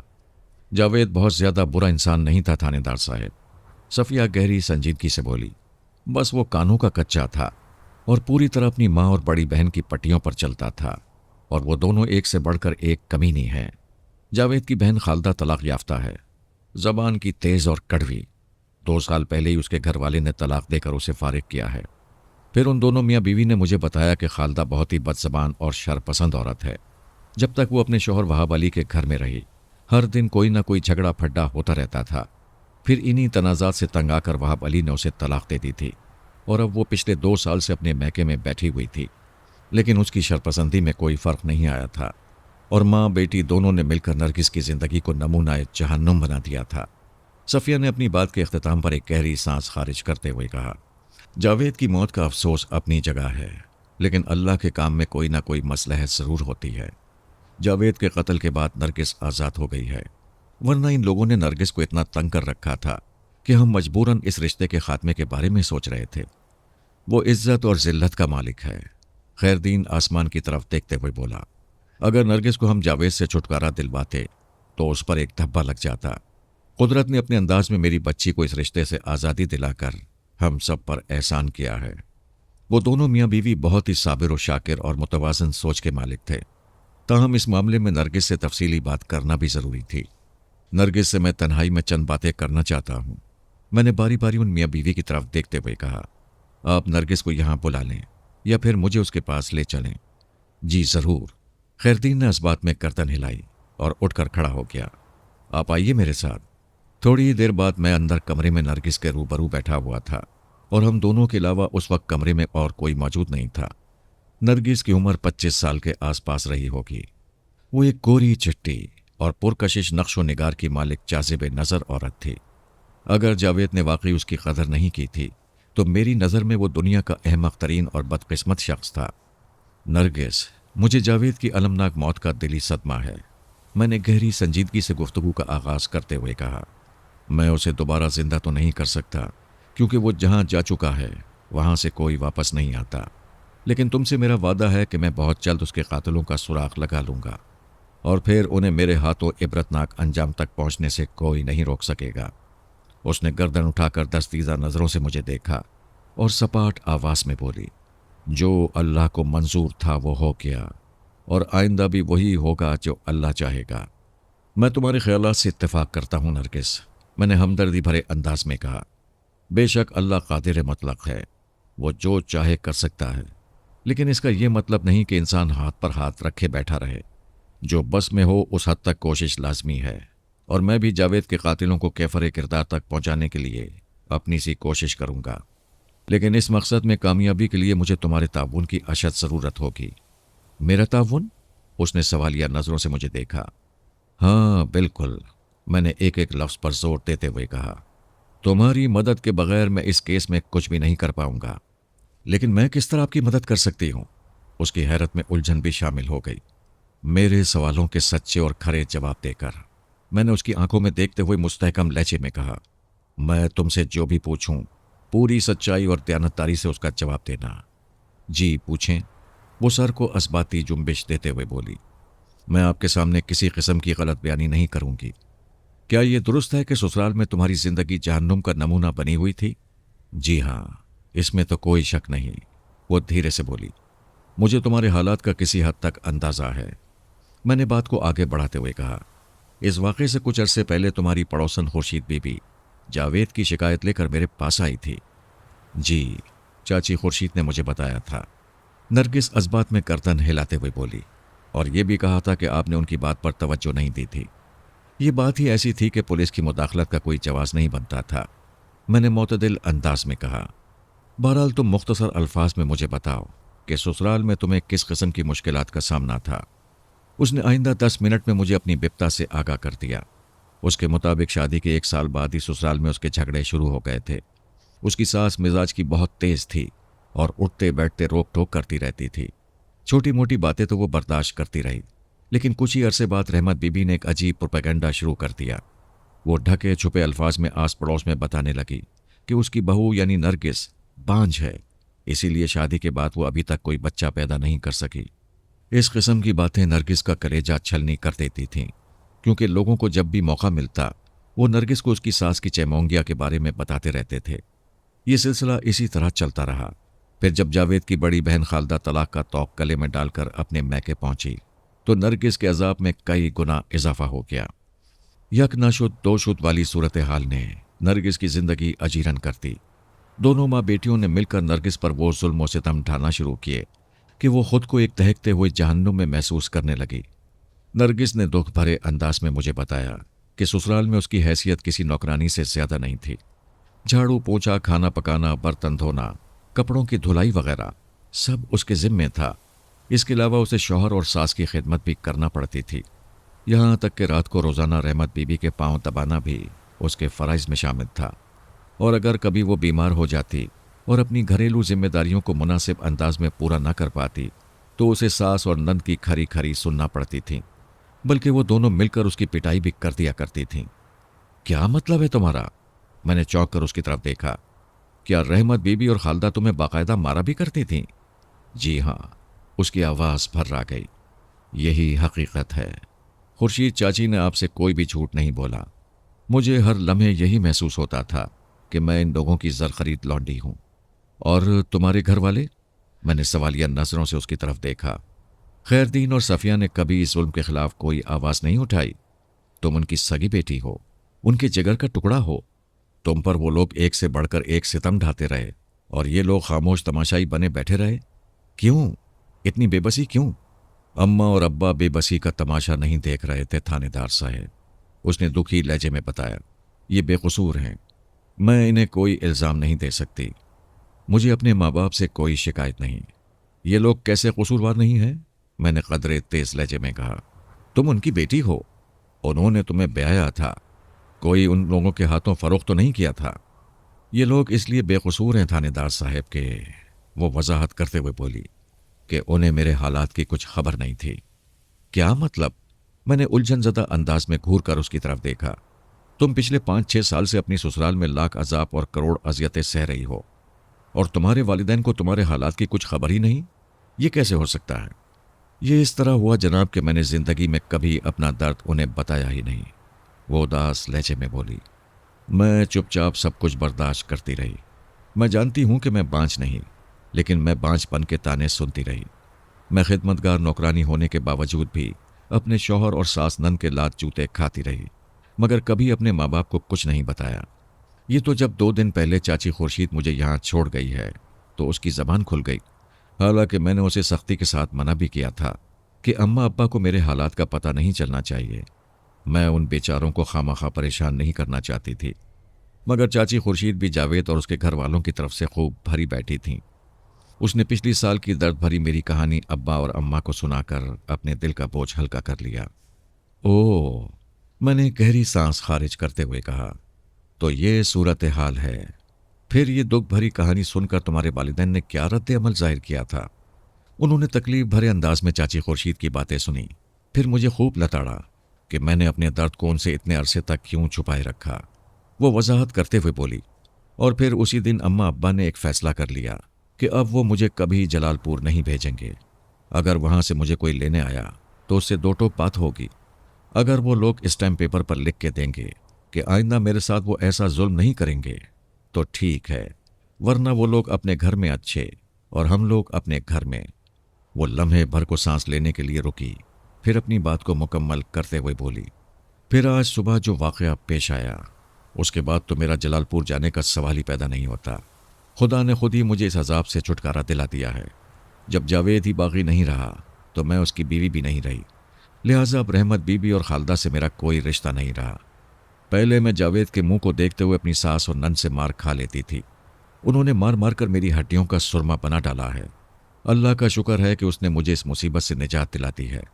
अब मैं कभी जलालपुर में कदम भी रखूं इसका सवाल ही पैदा नहीं होता। थानेदार साहब, तुमने अपने हालात के मुताबिक बिल्कुल दुरुस्त फैसला किया है, मैंने मोतदिल अंदाज में कहा। फिर पूछा, नरगिस रहमत बीबी ने उधर खेतों में बताया था कि कल जावेद घर से इस नियत से निकला था कि वो तुम्हें अपने साथ वापस जलालपुर ले जाएगा, लेकिन तुम्हारे माँ बाप के इल्म में ऐसी कोई बात नहीं। तुम इस बारे में क्या कहती हो? क्या उसने तुम्हें बता रखा था कि 3 दिन के बाद वो तुम्हें लेने चकबत्ती आएगा? नहीं जी, उसने मुझसे ऐसी कोई बात नहीं की थी, उसने मजबूत लहजे में जवाब दिया। मुझे तो खुद इस बात पर हैरत है कि वो कल इस तरफ क्या लेने आया था। मैं गहरी सोच में डूब गया। फिर उसकी आंखों में झांकते हुए सवाल किया, तुम्हारी दुख भरी कहानी सुनकर मुझे दिली अफसोस हुआ है। इस कहानी की सतर सतर दर्द में डूबी हुई है, लेकिन 2 सवालात मेरे जहन में ऐसे हैं जिनका जवाब सिर्फ और सिर्फ तुम ही मुझे दे सकती हो। कौन से सवालात थानेदार साहब? वो उलझन ज़दा अंदाज में मुझे देखने लगी। नंबर 1, मैंने बदस्तूर उसकी आंखों में देखते हुए पूछा, मुझे पता चला है कि जावेद ने तुम्हारे मैं के आने पर पाबंदी आयद कर रखी थी, جب تمہارے باپ کو زہریلے سانپ نے ڈس لیا اور مجبوراً اس کا ہاتھ کاٹنا پڑا تو اس سانے کی خبر تم تک پہنچ چکی تھی اور تمہارا دل مچلا تھا کہ اڑ کر جلال پور سے چک بتی پہنچ جاؤ، لیکن جاوید کافی دنوں تک مصروفیت کا بہانہ کر کے تمہیں ٹالتا رہا۔ بالآخر تمہاری پڑوسن خورشید بی بی نے کسی ہیلے بہانے سے تمہیں چک بتی پہنچا دیا۔ لمحاتی توقف کر کے میں نے ایک گہری سانس لی، پھر اپنی بات کو آگے بڑھاتے ہوئے کہا، یہ کوئی اس واقعے تک محدود ہی نہیں۔ میری معلومات کے مطابق جاوید کو تمہارا چک بتی آنا بالکل پسند نہیں تھا۔ اس کی کوشش ہوتی کہ تم یہاں نہ آؤ۔ جاوید کی یہ خواہش اور رویہ سمجھ سے بالا تر ہے۔ چک بتی میں تمہارے ماں باپ اور چھوٹا بھائی رہتا ہے۔ یہ تمہارا آبائی گاؤں ہے۔ تم یہاں پیدا ہوئی ہو، پل بڑھ کر جوان ہوئی ہو۔ 6 سال پہلے اسی گاؤں سے تمہاری ڈولی اٹھی تھی۔ اس چک سے تمہارا تعلق اور ناتا بہت مضبوط ہے۔ پھر جاوید کو ایسی کیا تکلیف تھی کہ وہ تمہیں یہاں بھیجنے پر راضی نہیں ہوتا تھا؟ میں سمجھتی ہوں کہ جاوید کی ضد کے پیچھے اس کی ماں کا ہاتھ تھا۔ اس کی ماں کا ہاتھ؟ میں نے تیز لہجے میں کہا۔ تم کہنا کیا چاہتی ہو نرگس؟ میں نے یہ محسوس کیا تھا کہ میری ساس اس بات کے حق میں نہیں تھی کہ میں چک بتی آؤں۔ وہ ٹھہرے ہوئے لہجے میں بولی۔ وہ اشاروں کے نایوں میں مجھے یہ بات سمجھانے کی کوشش کرتی رہتی تھی اور در پردہ وہ جاوید کے بھی کان بھرتی تھی اور پھر جاوید مجھ پر پابندیاں لگاتا تھا۔ لیکن تمہارے چک بتی آنے میں آخر رحمت بی بی کا کیا نقصان تھا؟ نقصان یہ تھا، اس نے بڑے تحمل سے جواب دیا، میرے چک بتی آنے سے اس کے گھر کا سارا نظام درہم برہم ہو کر رہ جاتا۔ مفت کی نوکرانی ہاتھ سے نکل جاتی تو پھر گھر کا سارا کام کاج ان ماں بیٹی کو خود ہی کرنا پڑتا اور کام کرتے ہوئے انہیں موت آتی تھی۔ اس کے علاوہ وہ بولتے بولتے اچانک رک گئی تو میں نے چونک کر اس کی طرف دیکھا اور الجھن زدہ لہجے میں استفسار کیا، اس کے علاوہ کیا نرگس؟ میں نے محسوس کیا تھا کہ اس نے دانستہ اپنی زبان کو کچھ کہنے سے روکا تھا، کوئی ایسی بات جو بہت اہم ہو لیکن وہ مجھے بتانا نہ چاہتی ہو۔ ایسی کیا بات ہو سکتی تھی جو اس نے مجھ سے چھپانے کی کوشش کی تھی؟ میرے استفسار نے اسے تذبذب میں ڈال دیا تھا۔ میں نے واضح طور پر محسوس کیا کہ وہ بات ادھوری چھوڑ کر بری طرح الجھ گئی تھی۔ نرگس تم میری بیٹی کی طرح ہو، مجھے اپنا سچا ہمدرد سمجھو اور مجھ سے کچھ بھی نہ چھپاؤ۔ میرا تم سے یہ وعدہ ہے، ہمارے درمیان جو بھی باتیں ہوں گی میں ان کا ذکر کسی سے بھی نہیں کروں گا، یہ راز ہم دونوں کے بیچ ہی رہے گا۔ اس نے نگاہ اٹھا کر معصومیت بھرے انداز میں مجھے دیکھا لیکن منہ سے کچھ نہیں بولی۔ اس کے چہرے کے تاثرات بتاتے تھے کہ اس کے سینے میں کوئی بہت بڑا طوفان کروٹیں بدل رہا ہے، لیکن وہ زبان کھولتے ہوئے ڈر رہی ہے۔ وہ یہ فیصلہ نہیں کر پا رہی تھی کہ اسے اپنا درد مجھ سے شیئر کرنا چاہیے یا نہیں۔ میں نے اس کی ہمت بندھاتے ہوئے دوستانہ انداز میں کہا، مجھ پر بھروسہ کرو نرگس، میں تمہارا سچا خیر خواہ ہوں۔ اگر تم اپنے دل کی بات مجھے بتا دو گی تو ممکن ہے میں بہتر انداز میں تمہاری مدد کر سکوں۔ آپ ٹھیک کہہ رہے ہیں تھانے دار صاحب، اس کے ہونٹوں میں جنبش ہوئی۔ آپ میرے مسئلے کو سمجھ سکتے ہیں، آپ ایک تجربے کار اور سمجھدار انسان ہیں۔ تو پھر بتاؤ تم مجھے کیا بتانے والی تھیں کہ بولتے بولتے اچانک رک گئیں؟ میں نے اس کے چہرے کے تاثرات کا جائزہ لیتے ہوئے سوال کیا۔ رحمت بی بی کو مجھ پر شک تھا، وہ ہمت کرتے ہوئے بولی۔ شک؟ کس قسم کا شک؟ کہ یہاں چک بتی میں میرا کسی سے کوئی چکر ہے؟ اوہ! میں ایک گہری سانس لے کر رہ گیا۔ وہ اسی حوالے سے جاوید کے کان بھرتی رہتی تھی، وہ دکھی لہجے میں بتانے لگی، اور جاوید کا دماغ ماں کی باتیں سن کر بہت زیادہ خراب ہو جاتا تھا۔ پھر وہ مجھے چک بتی بھیجنے کے لیے تیار نہیں ہوتا تھا۔ تمہاری ساس کو تم پر جو شک تھا، کیا میں اس شک کی حقیقت جان سکتا ہوں؟ نرگس کس انکشاف نے مجھے بہت دور سوچنے پر مجبور کر دیا تھا۔ شک ایک نہایتی خطرناک سوچ کا نام ہے۔ شک زدہ خیالات انسان کا دماغ خراب کر دیتے ہیں، پھر اس خراب دماغ کے اندر سے منفی خیالات ہی جنم لیتے ہیں جو کسی انسان کی زندگی کو تباہ و برباد کر کے رکھ دیتے ہیں۔ اگر نرگس کی ساس کو اس کی ذات کے حوالے سے کسی قسم کا شک تھا تو اس شک کی بنیاد کھود کر حقیقت کو برآمد کرنا میرا فرض تھا اور میں اسی کے لیے کوشاں تھا۔ اس کی حقیقت کچھ بھی نہیں ہے تھانے دار صاحب، وہ مستحکم لہجے میں بولی۔ رحمت بی بی کی مت ماری گئی تھی، کسی نے اسے بتا دیا تھا کہ یہاں چک بتی میں میرا ساجد سے میل ملاپ ہے۔ اس شک کی عورت نے جاوید کو میرے خلاف اتنا بھڑکایا کہ وہ بھی میرے کردار پر شک کرنے لگا اور اس نے میرے یہاں چک بتی آنے پر پابندی لگا دی تھی۔ ساجد ایک نیا نام نکل کر سامنے آیا تھا اور مجھے بہت کچھ سوچنے پر بھی مجبور کر رہا تھا۔ یہ ایک حقیقت ہے کہ رائی ہو تو پہاڑ بنتا ہے، یعنی جب کوئی معاملہ ابھر کر سامنے آتا ہے تو بھی اس پہاڑ سائز کے معاملے میں اگر اس کی تہہ میں جھانک کر دیکھا جائے تو اس معاملے کے حوالے سے رائی کے سائز کا کچھ نہ کچھ ضرور چھپا ہوتا ہے۔ اسی دریافت کی کوشش میں نے غیر محسوس انداز میں نرگس کو کریدنا شروع کیا۔ تمہاری ساس کو تم پر ایک بے بنیاد شک تھا، میں نے دھیمے لہجے میں کہا، لیکن کیا چک بتی میں واقعی کوئی ساجد نامی شخص موجود ہے؟ ساجد ہمارے پڑوسیوں کا لڑکا ہے تھانے دار صاحب، نرگس نے میرے سوال کے جواب میں بتایا، لیکن وہ یہاں نہیں رہتا۔ پڑوسیوں کا لڑکا ہے اور یہاں نہیں رہتا؟ میں نے الجھن زدہ انداز میں اس کی طرف دیکھا۔ تمہاری بات میرے پلے نہیں پڑی نرگس۔ ساجد کو 4 سال پہلے نوکری مل گئی تھی، اس نے بتایا۔ وہ لاہور میں ہوتا ہے، مہینے 2 مہینے میں اپنے ماں باپ سے ملنے یہاں چک بتی آتا ہے۔ نرگس کی شادی کو 6 سال کا عرصہ گزر گیا تھا اور اس کا پڑوسی ساجد 4 سال پہلے لاہور چلا گیا تھا، یعنی نرگس کی شادی کے 2 سال بعد ساجد نے چک بتی کو خیر بات کہہ دیا تھا۔ ایک فوری خیال کے تحت میں نے پوچھ لیا، نرگس تمہاری ساس کو ساجد کے حوالے سے تم پر شک کیوں ہوا تھا؟ کیا واقعی تم دونوں کے بیچ کسی قسم کا ربط ضبط رہا تھا؟ میں آپ سے کوئی جھوٹ نہیں بولوں گی تھانے دار صاحب، وہ خاصے توانا لہجے میں بولی۔ میں نے اس بات میں گردن ہلاتے ہوئے کہا، اور مجھے اس بات کی بے حد خوشی ہوگی۔ سچی بات یہ ہے کہ وہ اپنے بیان کو آگے بڑھاتے ہوئے بولی، ساجد مجھے پسند کرتا تھا اور اس کے گھر والوں نے میرے لیے بھی اس کا رشتہ بھیجا تھا، لیکن میرے گھر والوں نے اس رشتے سے صاف انکار کر دیا تھا۔ بس اتنی سی بات ہے۔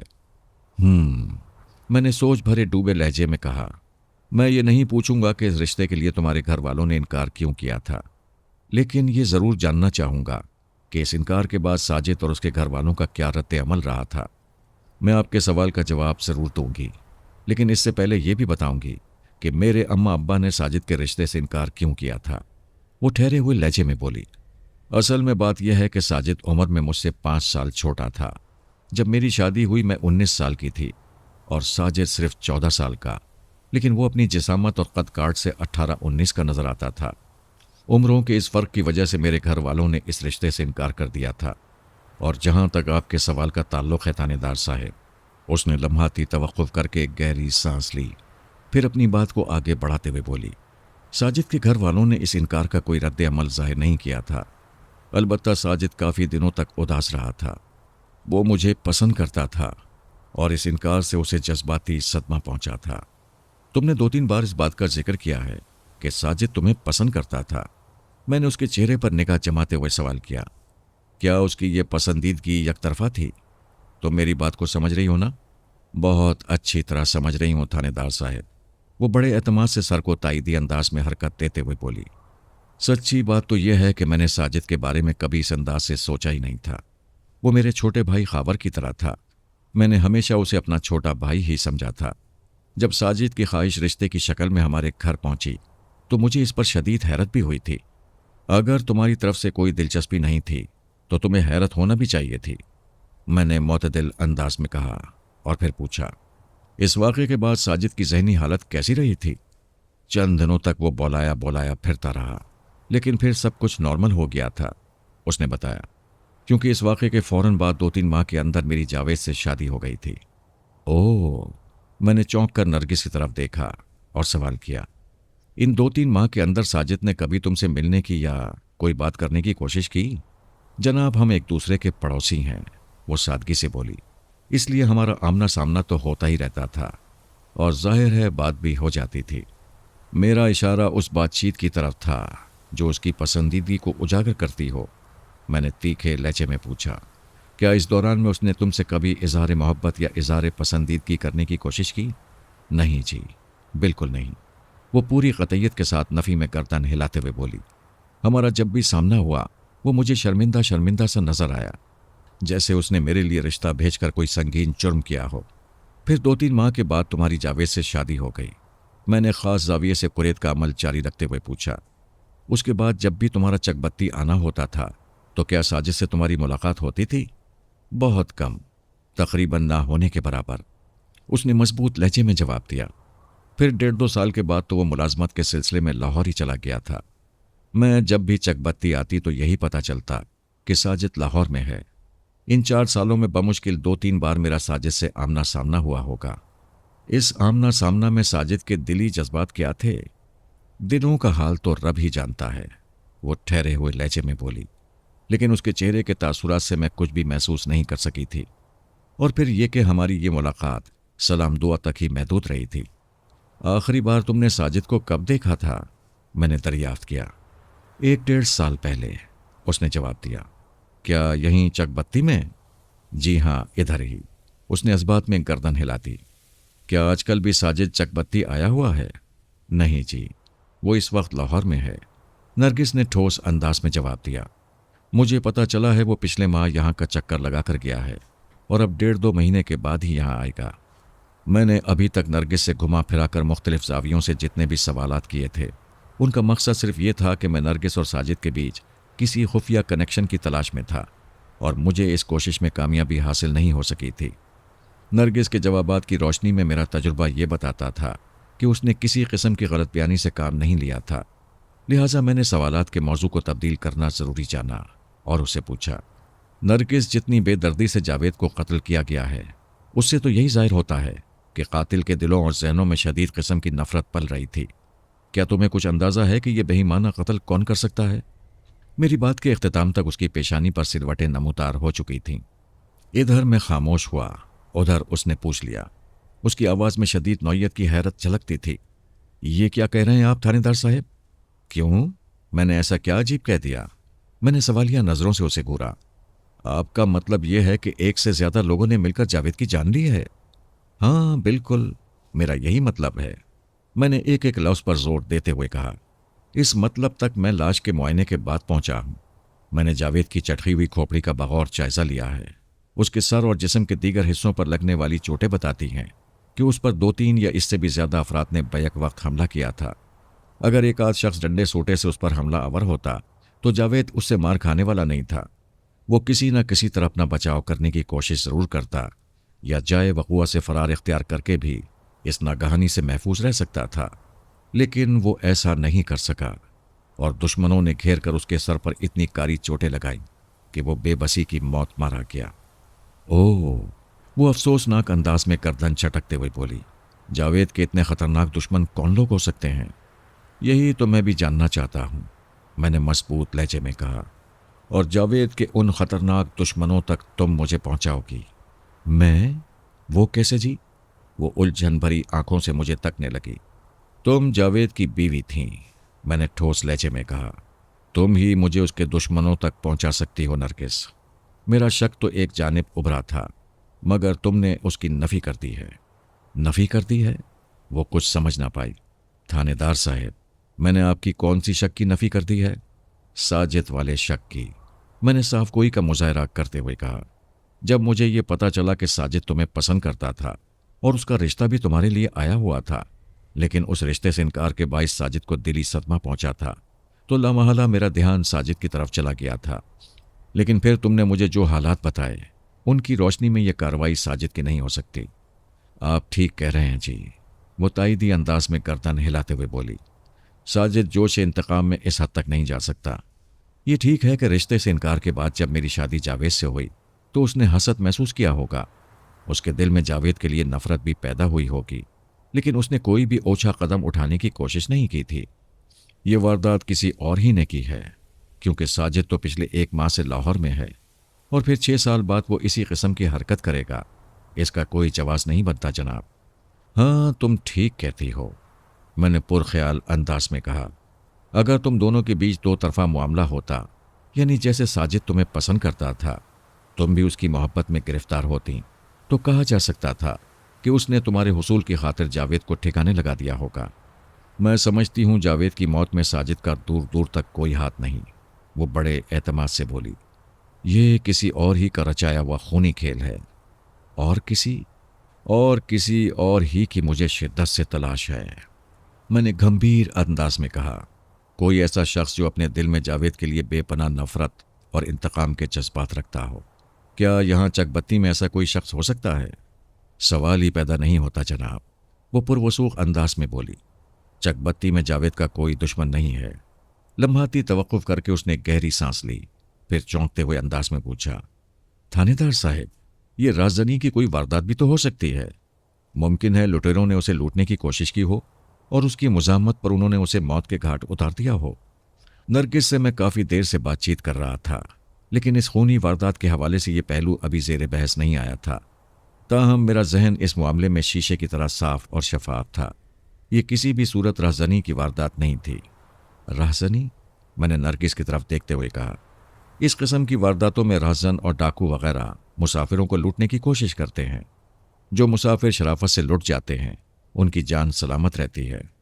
مال کو وہ جان کا صدقہ سمجھ کر صبر و شکر کر لیتے ہیں، اور جو مسافر لٹیروں کی کارروائی میں مزاحمت پیش کرتے ہیں لٹ تو وہ بھی جاتے ہیں، لیکن شدید زخمی ہونے کے بعد اور بعض اوقات جان گنوانے کے بعد۔ لیکن جاوید کے ساتھ ایسا نہیں ہوا۔ وہ میری بات مکمل ہونے سے پہلے ہی بول اٹھی۔ جاوید کو بڑی بے دردی سے قتل تو کر دیا گیا ہے، ڈاکو اس سے زیادہ اور کیا کر سکتے تھے؟ یہ اچھا سوال ہے کہ ڈاکو اس سے زیادہ اور کیا کر سکتے تھے، میں نے اسی کے الفاظ کو دہراتے ہوئے کہا۔ ڈاکوؤں کا بنیادی مقصد مسافروں کو لوٹنا ہوتا ہے، لیکن اس واردات میں ڈاکوؤں بالفاظ دیگر جاوید کے قاتلوں نے اسے لوٹنے کی کوشش نہیں کی۔ جی؟ اس کی حیرت ساتویں آسمان کو چھونے لگی۔ تھانے دار صاحب، یہ آپ کیا کہہ رہے ہیں؟ میں تمہارے سامنے حقیقت بیان کر رہا ہوں نرگس، میں نے گہری سنجیدگی سے اس کے سوال کا جواب دیا۔ جاوید کے قاتلوں نے اس کی جیب سے ایک پیسہ بھی نکالنے کی کوشش نہیں کی۔ اس کے پاس جو بھی رقم تھی وہ مجھے اس کی جیب کے اندر سے مل گئی ہے، جس سے یہ بات پایا ثبوت کو پہنچ جاتی ہے کہ جاوید کو پیش آنے والا واقعہ رہزنی کی کوئی واردات نہیں تھی، بلکہ ایک سوچی سمجھی سازش کے تحت اسے بڑی بے دردی سے موت کے گھاٹ اتارا گیا ہے۔ اوہ! وہ تشویشناک انداز میں مجھے تکنے لگی۔ ایسی گھٹیا حرکت کون کر سکتا ہے؟ مجھے بھی تو اسی نازک اور اہم سوال کے جواب کی تلاش ہے نرگس، میں نے اپنے الفاظ پر زور دیتے ہوئے کہا۔ پھر ایک فوری خیال کے تحت پوچھ لیا، یہاں چک بتی میں تمہارے سسرالی حالات سے کون کون واقف تھا؟ یہ سوال اس حوالے سے میرے ذہن میں چمکا تھا کہ ممکن ہے چک بتی کا کوئی فرد نرگس سے گہری ہمدردی رکھتا ہو، اور جب اسے نرگس کے سسرالی مصائب و آلام کی خبر ہوئی ہو تو اس نے چپ چاپ جاوید کو ٹھکانے لگا دیا ہو۔ لیکن نرگس کے جواب نے میرے اس خیال کی نفی کر دی۔ نہیں تھانے دار صاحب، وہ اپنی گردن کو نفی میں حرکت دیتے ہوئے بولی، میں نے اپنے سسرالی حالات کو سینے میں دفن کر رکھا تھا۔ جب میں نے اپنے ماں باپ کو کچھ نہیں بتایا تو کسی اور کو کیسے بتا سکتی تھی؟ چک بتی میں کوئی نہیں جانتا تھا کہ ادھر سسرال میں مجھ پر کیا بیت رہی تھی۔ مجھے پتا چلا ہے وہ غصے کا بہت تیز تھا، میں نے ایک اور پہلو سے اسے پوچھا۔ اکثر لوگوں سے اس کی منہ ماری ہوتی رہتی تھی، کیا کبھی کسی سے ایسا جھگڑا بھی ہوا جو سنگین صورت اختیار کر گیا ہو؟ میرا مطلب ہے اس جھگڑے میں جاوید نے کسی کی ترکت بنا دی ہو۔ نہیں جی، اتنا شدید جھگڑا تو اس کا کسی سے بھی نہیں ہوا تھا، وہ معتدل لہجے میں بولی۔ ہاں یہ بات درست ہے کہ وہ بہت جلد غصے میں آ جاتا تھا اور اکثر لوگوں سے اس کی گرما گرمی بھی ہو جاتی تھی۔ کیا تم کسی ایسے شخص کو جانتی ہو جو اپنے گلے میں فیروزے والا لاکٹ پہنتا ہو؟ میں نے ایک نہایت ہی اہم سوال کیا۔ جی کیا؟ اس نے بے یقینی سے مجھے دیکھا۔ یہ فیروزے کا لاکٹ کیا ہوتا ہے؟ سوال پوچھنے کے ساتھ ہی میں نے اپنی پتلون کی جیب میں ہاتھ بھی ڈال دیا تھا۔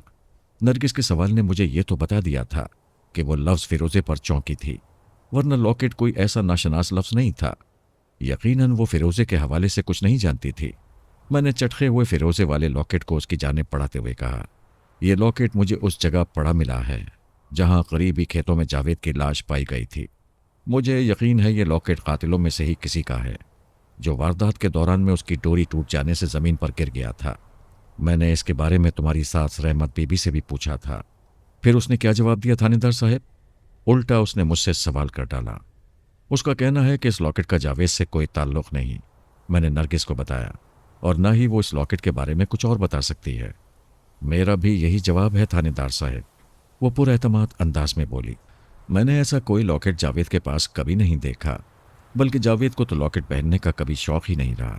کسی اور کے گلے میں تم نے یہ لاکٹ دیکھا ہو؟ اس نے نفی میں گردن ہلا دی۔ میں نے مذکورہ لاکٹ کو جیب میں رکھا اور وہاں سے اٹھ گیا۔ جلال پور میں پہنچنے کے بعد میں نے تھانے کا رخ کرنے سے پہلے مقتول جاوید کی ماں رحمت بی بی سے ملاقات کرنا از حد ضروری جانا۔ اگرچہ نرگس کے معاملے میں اس کا کردار بہت ہی منفی اور احمقانہ بلکہ سازشانہ رہا تھا، تاہم اس کے بیٹے کی المناک موت ہوئی تھی۔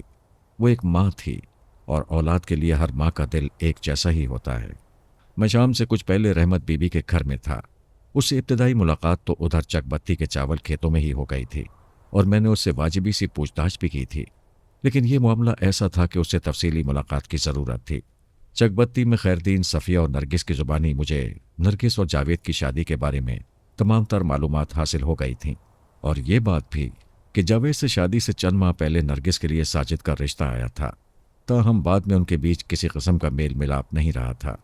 नरगिस ने बड़े एतमाद के साथ मुझसे बात की थी, और मेरा तजुर्बा बताता था कि उसने किसी भी मरहले पर तरो कोई से काम नहीं लिया था। उसकी बातों से मैंने बड़ा वाज़े महसूस कर लिया था कि अब उसका जलालपुर आने का कोई इरादा नहीं था। उसके वालिदैन की भी यही मर्जी थी। मैं उस वक्त रहमत बीबी की बैठक में उसके सामने बैठा हुआ था। रस्मी अलग सलग के बाद उसने मुझसे पूछा, थानेदार साहब, आपने मेरे चीदे के कातिलों को गिरफ्तार कर लिया? जावेद के कातिल बहुत जल्द कानून की गिरफ्त में होंगे रहमत बीबी, मैंने तसल्ली आमेज अंदाज में कहा। बस ज़रा मुझे उन तक पहुंचने का रास्ता मिल जाए, और ये रास्ता मुझे तुम दोगी। रास्ता क्या? मैंने तो आपको बंदे का नाम तक बता दिया था, वो बेजारी से बोली। मगर आपने कुछ नहीं किया। कुछ भी नहीं। बोलते बोलते उसकी आवाज़ फर्रा गई। तुमने मुझे किस बंदे का नाम बताया था? मेरे लहजे से हैरत टपक रही थी। और कब? उधर चकबत्ती के खेतों में थानेदार साहेब, वो अजीब से लहजे में बोली। आप इतनी जल्दी भूल गए? मैंने कहा था इस बंदे को गिरफ्तार कर लें, सारा मसला हल हो जाएगा। ओह, तुमने तो नरगिस के बाप खैरदीन की तरफ इशारा किया था। मुझे याद आ गया। तो क्या तुम्हारे ख्याल में खैरदीन ने जावेद को कत्ल किया है? उस खबीस बुढ़े ने मेरे बेटे को कत्ल किया है, या किसी और से कराया है, ये मैं नहीं जानती। वो एक अफसुर्दा सी सांस खारिज करते हुए बोली। लेकिन इतना मुझे यकीन है कि खैरदीन मेरे जीदे के दुश्मन को अच्छी तरह जानता है। आप उसे गिरफ्तार करके सख्ती करेंगे तो उसकी ज़बान खुल जाएगी। मैंने एक बात ख़ास तौर पर नोट की कि रहमत बीबी अपने दिल में नरगिस और उसके माँ बाप के लिए हद से ज़्यादा अनाथ रखती थी। यूं महसूस होता था खैरदीन का जिक्र करते हुए उसकी ज़बान जहर उगलने लगती थी। पहले उसका फोकस खैरदीन पर था, अब उसने जावेद का कोई दुश्मन भी निकाल लिया था।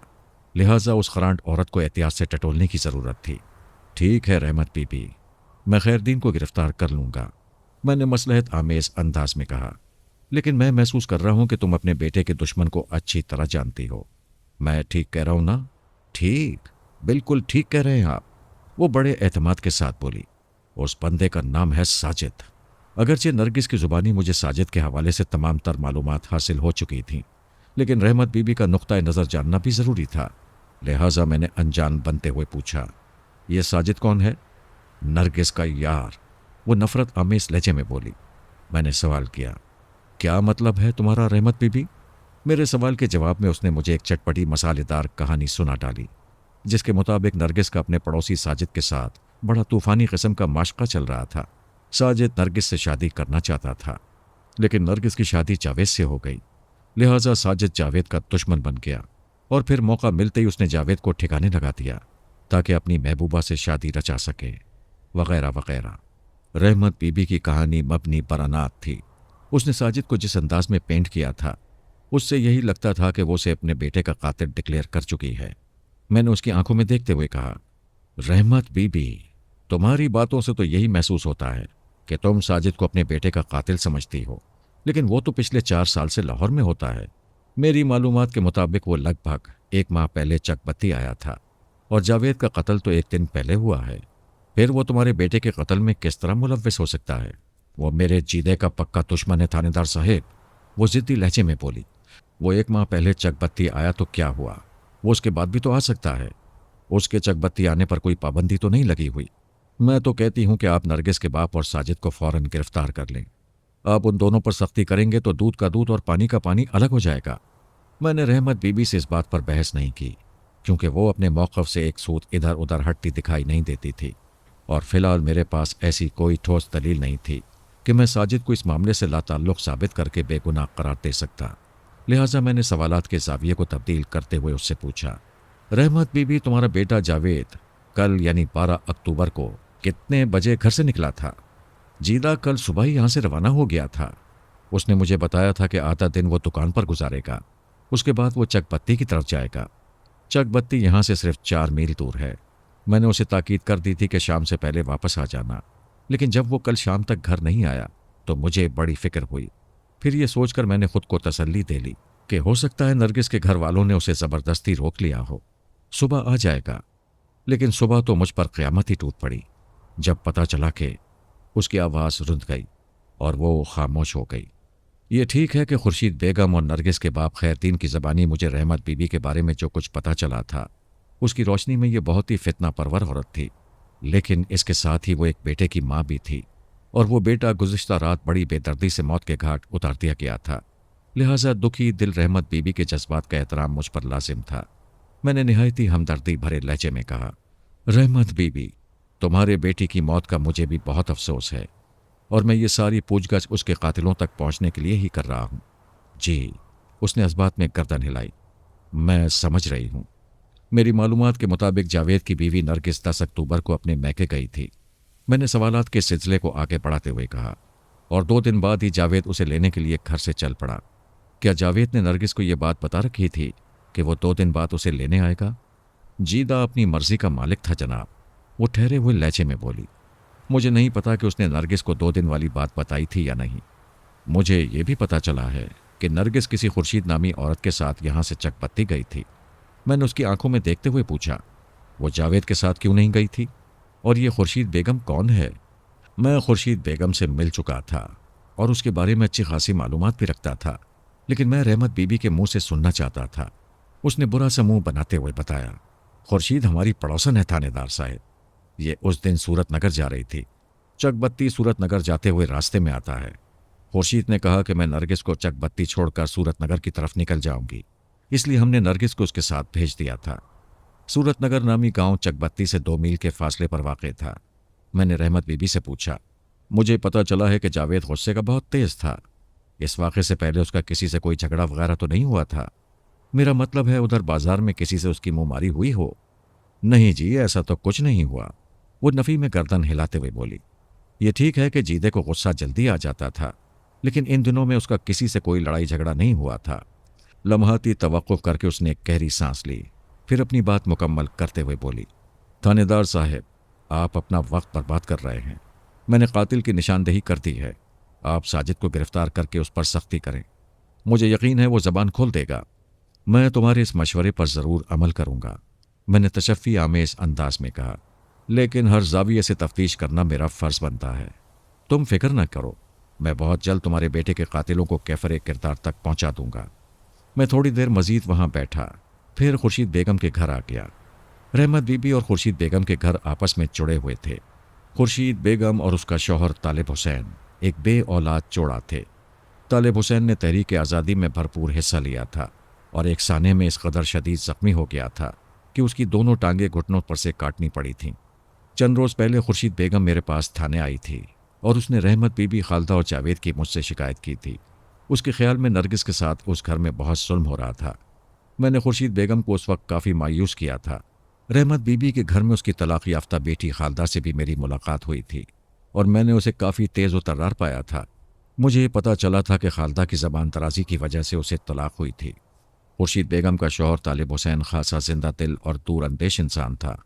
ہم تھوڑی دیر تک تحریک آزادی کی یادوں کو تازہ کرتے رہے، پھر تازہ ترین صورتحال زیر بحث آ گئی۔ خورشید بیگم نے افسوسناک انداز میں گردن ہلائی اور کہنے لگی، تھانے دار صاحب، میں نے آپ سے کہا تھا نا، کچھ بھی ہو سکتا ہے، آپ دیکھ لیں۔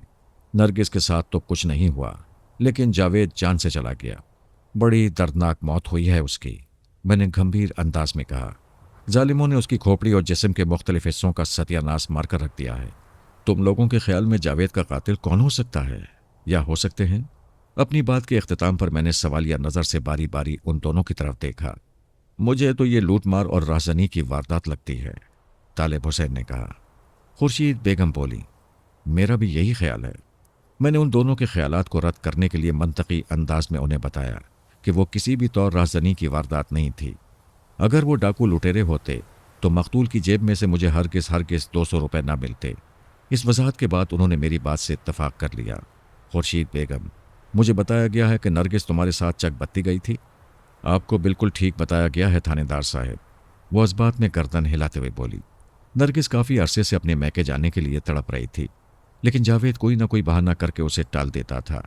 جب نرگس کے باپ خیردین کو زہریلے سانپ نے دائیں ہاتھ پر ڈس لیا اور خیردین کی زندگی بچانے کے لیے اس کے متاثرہ ہاتھ کو کاٹنا پڑا، تو نرگس اس واقعے سے بہت غمزدہ ہو گئی تھی اور ہر لمحہ چک بتی جانے کو اس کا دل مچل رہا تھا۔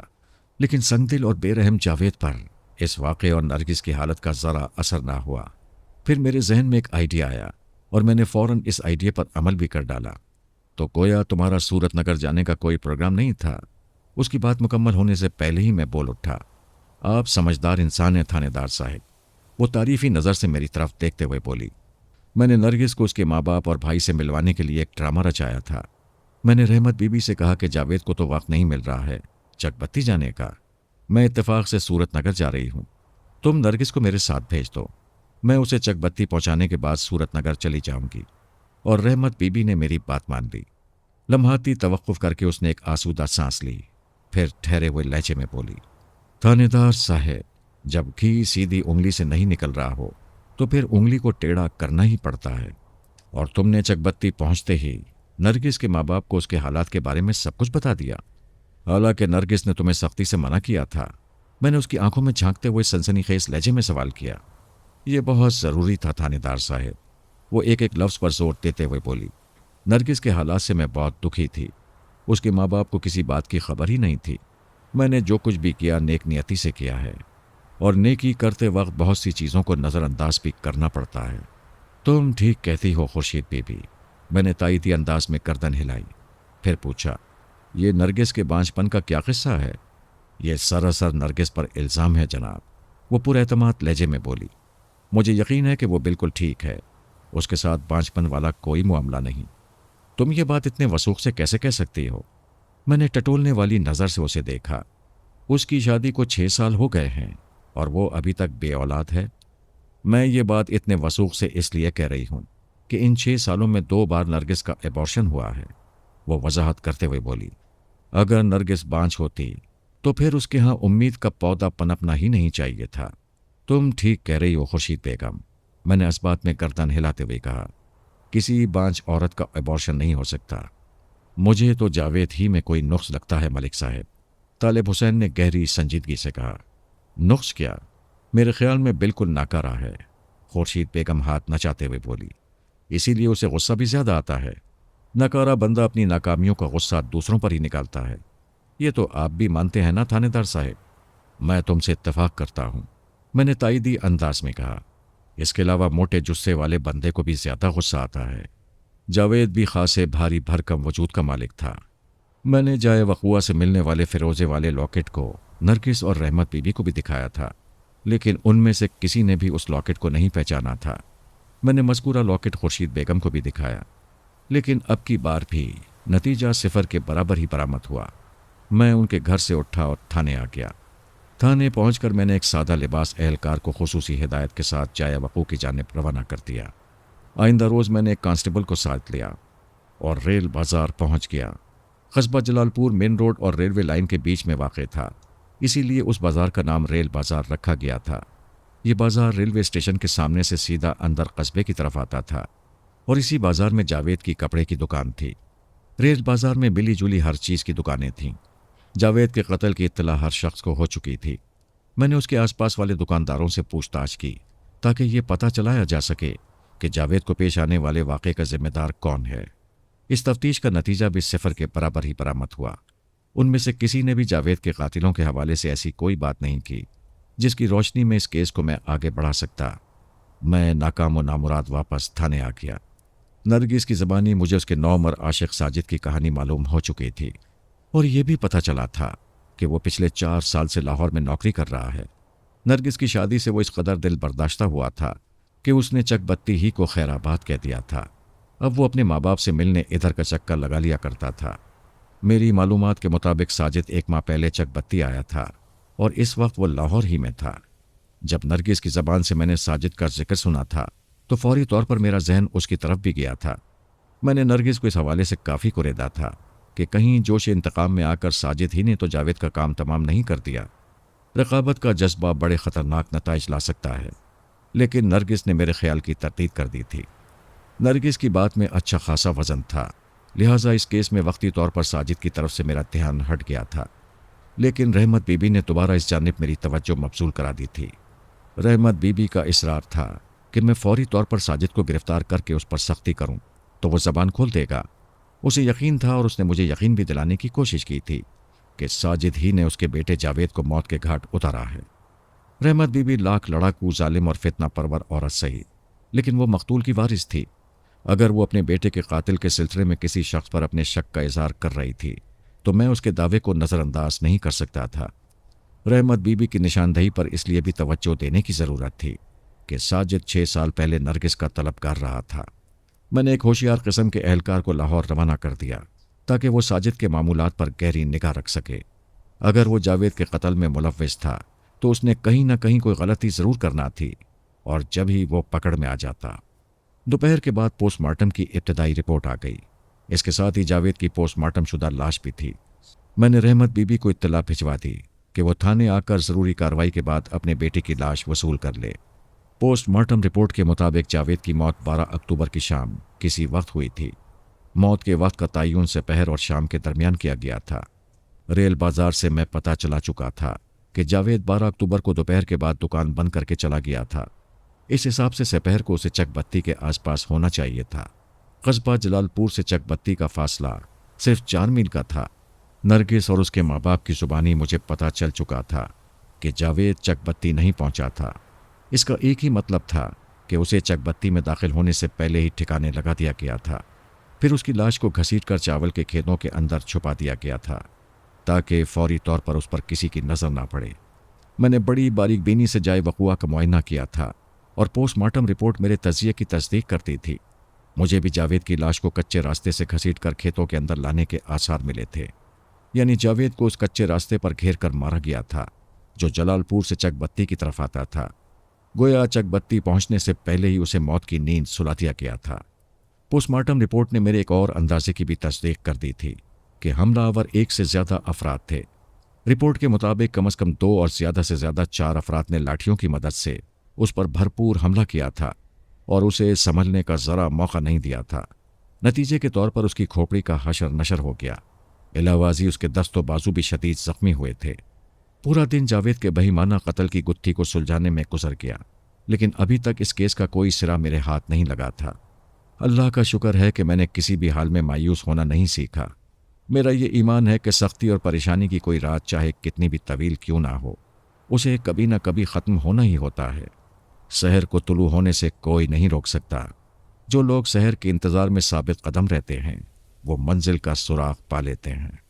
14 اکتوبر کو شام جب میں تھانے سے اٹھ کر اپنے کوارٹر میں آیا تو میرا دل خاصا بوجھل اور دماغ الجھا ہوا تھا۔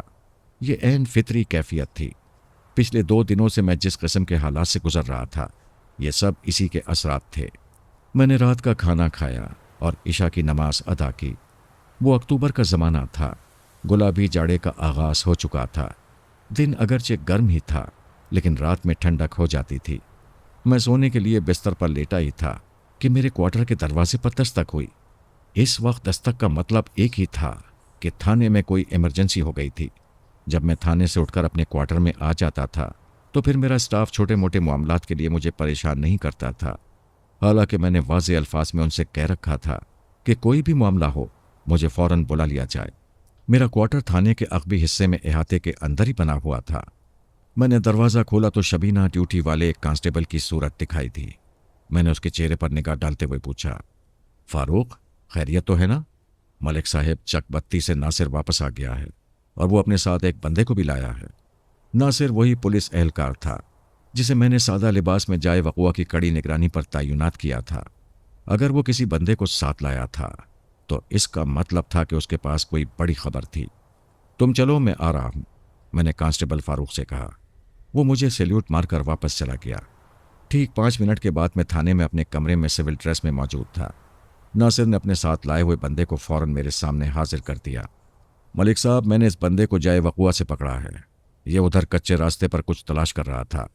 آپ نے مجھے جائے وقوع کی نگرانی کا کام سونپا تھا۔ یہ بندہ اور اس کی حرکتیں مجھے مشکوک لگیں۔ میں نے اسے پکڑ لیا اور پکڑ کر آپ کے پاس لے آیا ہوں۔ باقی کا انٹرویو آپ خود کر لیں۔ وہ بندہ سر جھکائے میرے سامنے کھڑا تھا۔ اس کا ڈیل ڈول اور قد کاٹ اچھا تھا۔ میں نے اس کی طرف دیکھتے ہوئے کڑکدار آواز میں پوچھا، کیا نام ہے تمہارا؟ بھولا جی، مجھے بھولا کہتے ہیں، اس نے سہمی ہوئی آواز میں بتایا۔ بھولا؟ میں نے اس کے الفاظ دہرائے، پھر طنزیہ لہجے میں کہا، تم تو کہیں سے بھی بھولے نظر نہیں آتے، مجھے تو تم 10 نمبری بدماش لگتے ہو۔ تھانے دار صاحب میں بے قصور ہوں، وہ دونوں ہاتھ جوڑ کر منت ریز لہجے میں بولا۔ آپ کا بندہ مجھے خواہ ہی پکڑ کر یہاں لے آیا ہے۔ میرے اسٹاف کے کچھ لوگ خواہ کچھ بھی نہیں کرتے۔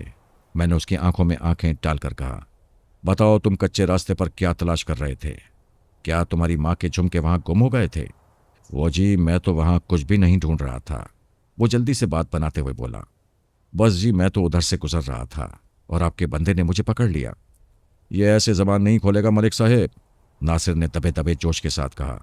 آج کی رات آپ اسے میرے حوالے کر دیں، میں اس کے سارے کسپل نکال کر الف کی طرح سیدھا کر دوں گا۔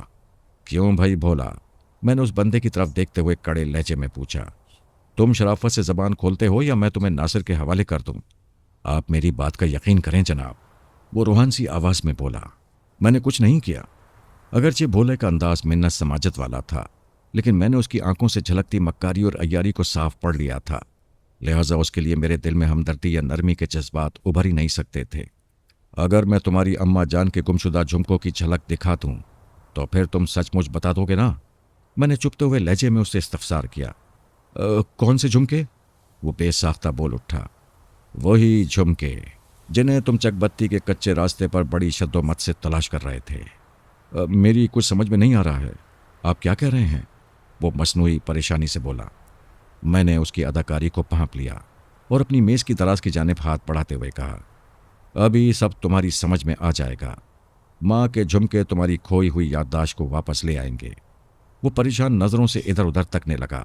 میں نے میز کی دراز کے اندر سے فیروزے والا وہ لاکٹ برآمد کر لیا جو جائے وقوع سے مجھے ملا تھا، اور اس میں جڑا ہوا فیروزہ چٹخا ہوا تھا۔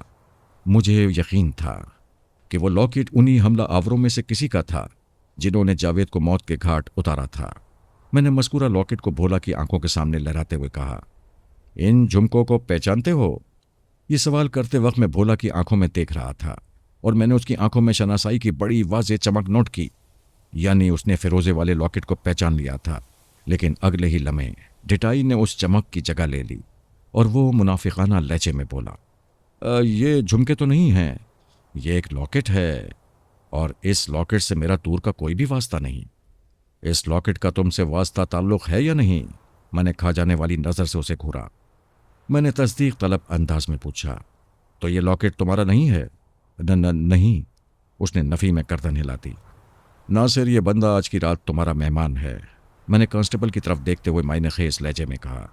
تم رات بھر اس کی خوب خاطر تواضع کرو، صبح تک اس کی زبان کا تالا کھل جانا چاہیے۔ آپ فکر ہی نہ کریں ملک صاحب، کانسٹیبل ناصر خوش ہوتے ہوئے بولا، میں اس کا بہت خیال رکھوں گا، آپ کو کسی شکایت کا موقع نہیں دوں گا، اور صبح جب آپ تھانے آئیں گے تو یہ کسی ٹیپ کی طرح فر فر بولنے کے قابل ہو جائے گا۔ اگر میں نے بھولا کی آنکھوں میں فیروزہ والے لاکٹ کے حوالے سے شناسائی کی چمک نہ دیکھی ہوتی تو میں اسے ہرگز ناصر کے حوالے نہ کرتا۔ اگلی صبح خاصی روشن اور چمکدار تھی۔ یہ صبح میرے لیے خاص زاویے سے اہمیت کی حامل تھی، کیونکہ 15 اکتوبر کی صبح جب میں تھانے پہنچ کر اپنی کرسی پر بیٹھا تو ایک خوشخبری میری منتظر تھی۔ ناصر نے میرے پاس آ کر بتایا، ملک صاحب، بھولا نے زبان کھول دی ہے۔ کیا اس نے فیروزے والے لاکٹ کی ملکیت قبول کر لی ہے؟ میں نے پوچھا۔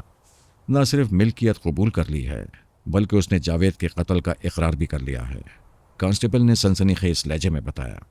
اس نے اپنے 2 ساتھیوں کی مدد سے 12 اکتوبر کی سپہر چک بتی کے قریب کچے راستے پر جاوید پر لاٹھیوں سے حملہ کر کے اسے موت کی نیند سلا دیا تھا۔ ان کے وار ایسے زوردار تھے کہ جاوید کو اپنی حفاظت کا موقع ہی نہیں مل سکا اور وہ چند ہی لمحات میں اپنی جان کی بازی ہار گیا۔ کیا بھولا نے اپنے دونوں ساتھیوں کے نام بھی بتائے ہیں؟ جی بتائے ہیں، کانسٹیبل نے اس بات میں گردن ہلائی۔ ان میں سے ایک کا نام قادر اور دوسرے کا نام فرید ہے۔ میں نے بھولا کی نشاندہی پر قادر اور فرید کی گرفتاری کے لیے 2 اہلکاروں کو روانہ کر دیا ہے۔ شاباش، ناصر اپنی کارکردگی کی رپورٹ پیش کر چکا تو میں نے تعریفی انداز میں اس کی پھرتی کو سراہا۔ ایک لحاظ سے جاوید کے قتل کا معمہ حل ہو چکا تھا۔ اگر بھولا نے اقبال جرم کر لیا تھا تو اس کے شریک جرم ساتھیوں قادر اور فرید کو پکڑنا زیادہ مشکل نہیں تھا، لیکن اس کیس کا ایک پہلو ابھی تک تشنا تھا۔ مجھے اس سوال کا بھی جواب چاہیے تھا کہ انہوں نے جاوید کی جان کیوں لی۔ میں نے ناصر سے پوچھا، کیا بھولا نے بتایا کہ ان لوگوں کی جاوید سے کیا دشمنی تھی؟ براہ راست ان کی جاوید سے کوئی دشمنی نہیں تھی، ناصر نے جواب دیا۔ یہ کام انہوں نے پیسوں کے لالچ میں کیا ہے۔ پیسوں کے لالچ میں؟ میں چونک اٹھا۔ کس نے انہیں پیسے دیے تھے؟ جاوید کا اصل دشمن کون ہے؟ وہ انکشاف انگیز لہجے میں بولا، ساجد۔ اوہ، میں گہری سانس خارج کر کے رہ گیا۔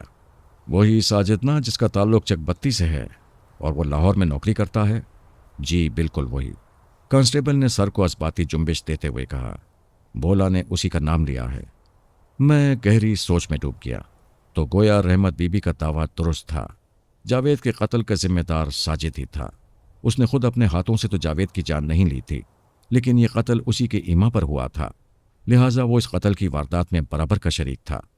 میں نے گزشتہ روز ایک اہلکار کو اس کی نگرانی کرنے کے لیے لاہور روانہ کیا تھا، لیکن اب حالات نے جو کروٹ لی تھی اس کی روشنی میں ساجد کو فی الفور گرفتار کر کے یہاں لانا ضروری تھا۔ میں نے 2 افراد کی ٹیم کو ساجد کی گرفتاری کے لیے فوراً لاہور روانہ کر دیا۔ 15 اکتوبر کا سورج غروب ہونے سے پہلے یہ کیس اپنے منطقی انجام کو پہنچ گیا تھا۔ ناصر نے قادر اور فرید کی گرفتاری کے لیے جن اہلکاروں کو روانہ کیا تھا وہ دوپہر تک کامیاب واپس آ گئے۔ قادر اور فرید کی ٹھیک ٹھاک چھترول کے بعد ان کا بیان ریکارڈ کیا گیا۔ انہوں نے بھولا کے شریک جرم ہونے کا اقرار کر لیا تھا۔ انہیں بھی بھولا کے ساتھ ہی حوالات میں بند کر دیا گیا۔ لاہور جانے والی ٹیم لگ بھگ 5 بجے واپس آئی اور اپنے ساتھ ساجد کو بھی لائی۔ میں نے ساجد کو اپنے کمرے میں بلا لیا اور کرخت لہجے میں کہا، تم نے جن 3 افراد کو پیسے دے کر جاوید کے قتل کا فریضہ سونپا تھا وہ اس وقت میرے تھانے کے حوالات میں بند ہیں۔ انہوں نے تمہارے جرم کی قلعی کھول دی ہے۔ تم اپنی حمایت میں کچھ کہنا چاہتے ہو؟ میں نے بھولا، قادر اور فرید کو حوالات میں بیٹھے دیکھ لیا ہے، وہ ٹھہرے ہوئے لہجے میں بولا۔ ان میں سے صرف میں بھولا کو جانتا ہوں، باقی دونوں بھولا کے ساتھی ہیں۔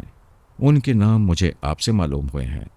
میں نے آج پہلی مرتبہ انہیں دیکھا ہے، اور جہاں تک اپنی حمایت میں کچھ کہنے کی بات ہے تو لمحاتی توقف کر کے اس نے گہری سانس لی، پھر اپنی بات مکمل کرتے ہوئے بولا، میں صرف یہی کہہ سکتا ہوں کہ میں بہت بدقسمت ہوں۔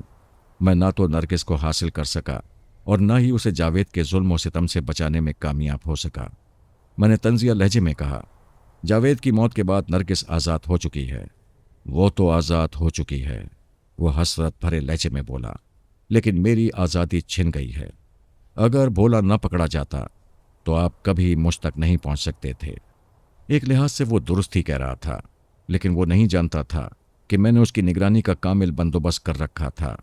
میں نے اس سے پوچھا، ساجد کیا تمہیں یقین تھا کہ جاوید کے قتل کے بعد نرگس تم سے شادی کے لیے تیار ہو جائے گی؟ میں نے ایک جوا کھیلا تھا، وہ سادہ سے لہجے میں بولا۔ اگر وہ راضی ہو جاتی تو میں اپنی قسمت پر رشک کرتا، اور اگر اس بار بھی ادھر سے مجھے انکار ہی سننے کو ملتا تو میں یہ سوچ کر مطمئن ہو جاتا کہ کم از کم میں نے نرگس کو جاوید، رحمت بی بی اور خالدہ کے ظلم و ستم سے تو نجات دلا دی۔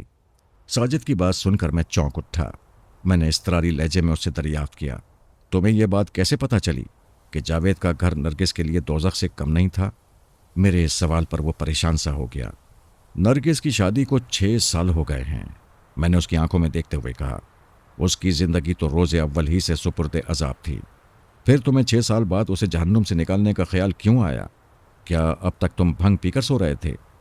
مجھے 1 ماہ پہلے ہی نرگس کے حالات کی خبر ہوئی تھی، اس نے بتایا۔ جب میں چک بتی آیا تھا، نرگس کی زبانی مجھے پتہ چلا کہ سسرال میں اس پر ظلم کے جو پہاڑ توڑے جا رہے تھے اس کی صدا پہلی مرتبہ چک بتی میں 4 روز پہلے 10 اکتوبر کو اس وقت گونجی تھی جب خورشید بیگم نے خیردین اور صفیہ بی بی یعنی نرگس کی ماں کو اس کی بپتا سنائی تھی۔ 10 اکتوبر سے پہلے چک بتی میں کوئی نہیں جانتا تھا کہ قصبہ جلال پور میں پچھلے 6 سال سے نرگس کن حالات کا شکار ہے۔ پھر 1 ماہ پہلے ساجد کو کس نے ان حالات کی خبر دی؟ یہی سوال میں نے جب ساجد سے کیا تو اس کے جواب نے مجھے چونکا دیا۔ نرگس کے حالات کے بارے میں مجھے خورشید بیگم نے بتایا تھا۔ خورشید بیگم کو ساجد کے جواب کے بعد شامل تفتیش کرنا ضروری ہو گیا تھا۔ اس مرتبہ میں نے اسے تھانے بلا لیا۔ پچھلی بار میں نے اس کے گھر میں 13 اکتوبر کی شام اس سے ملاقات کی تھی اور اس کے یہ الفاظ ابھی تک میرے ذہن میں نقش تھے، تھانے دار صاحب، جب گھی سیدھی انگلی سے نہیں نکل رہا ہو تو پھر انگلی کو ٹیڑھا تو کرنا ہی پڑتا ہے۔ گویا خورشید بیگم نے نرگس کو جہنم سے نکالنے کے لیے 2 مرتبہ اپنی انگلی ٹیڑھی کی تھی۔ پہلی بار 1 ماہ پہلے جب اس نے ساجد کو اس کے حالات سے آگاہ کیا تھا، اور دوسری مرتبہ 4 دن پہلے جب اس نے نرگس کے ماں باپ کو ساری کہانی سنائی تھی۔ خورشید بیگم تھانے پہنچی تو اس کے چہرے پر ڈر اور خوف کا نام و نشان نہیں تھا۔ میں نے اسے صورتحال سے آگاہ کرنے کے بعد کہا، تو اس سارے کھیل میں تم نے اہم کردار ادا کیا ہے؟ اس وقت میرے اور خورشید بیگم کے سوا کمرے میں اور کوئی بھی نہیں تھا۔ وہ بڑے اعتماد کے ساتھ بولی، تھانے دار صاحب، میں تو سب سے پہلے شکایت لے کر آپ ہی کے پاس آئی تھی، لیکن آپ نے میری بات کا یقین ہی نہیں کیا تھا۔ جب میں نے تمہاری خواہش کے مطابق رحمت بی بی، خالدہ اور جاوید کے خلاف کوئی کارروائی نہیں کی تو تم نے خود تھانے دارنی بننے کا فیصلہ کر لیا ہے نا؟ میں نے اس کی آنکھوں میں جھانکتے ہوئے کہا۔ تم نے سوچا گھی سیدھی انگلی سے تو نکل نہیں رہا، اب انگلی کو ٹیڑھا کرنا چاہیے۔ میں نے جو کچھ کیا خلوص نیت سے کیا ہے، وہ بے خوف لہجے میں بولی۔ میرا ہرگز یہ مطلب نہیں تھا کہ ساجد جاوید کو قتل کرا دے، میں تو صرف یہ چاہتی تھی کہ ساجد کسی طرح نرگس کو اس جہنم سے نکال لے۔ ساجد نے کرائے کے قاتلوں کی مدد سے جو کچھ کیا یہ اس کا ذاتی فعل ہے، میں اس کے اعمال کی ذمہ دار نہیں ہوں۔ ساجد کے اقبال جرم کے بعد میرا کام آسان ہو گیا تھا۔ زندگی اور موت اللہ کے ہاتھ میں ہے۔ جاوید نے اپنی زندگی سے ہاتھ دھوئے، یہ سب حکم ربی سے ہوا تھا، لیکن میں اس وقت کے ذمہ داروں کو نہیں چھوڑ سکتا تھا۔ میں نے ساجد، بھولا، قادر اور فرید کو جاوید کے قتل کے الزام میں حوالہ عدالت کر دیا۔ میں نے خورشید بیگم کو بھی ایک سزا دی تھی، لیکن میں آپ کو بتاؤں گا نہیں کہ وہ سزا کیا تھی۔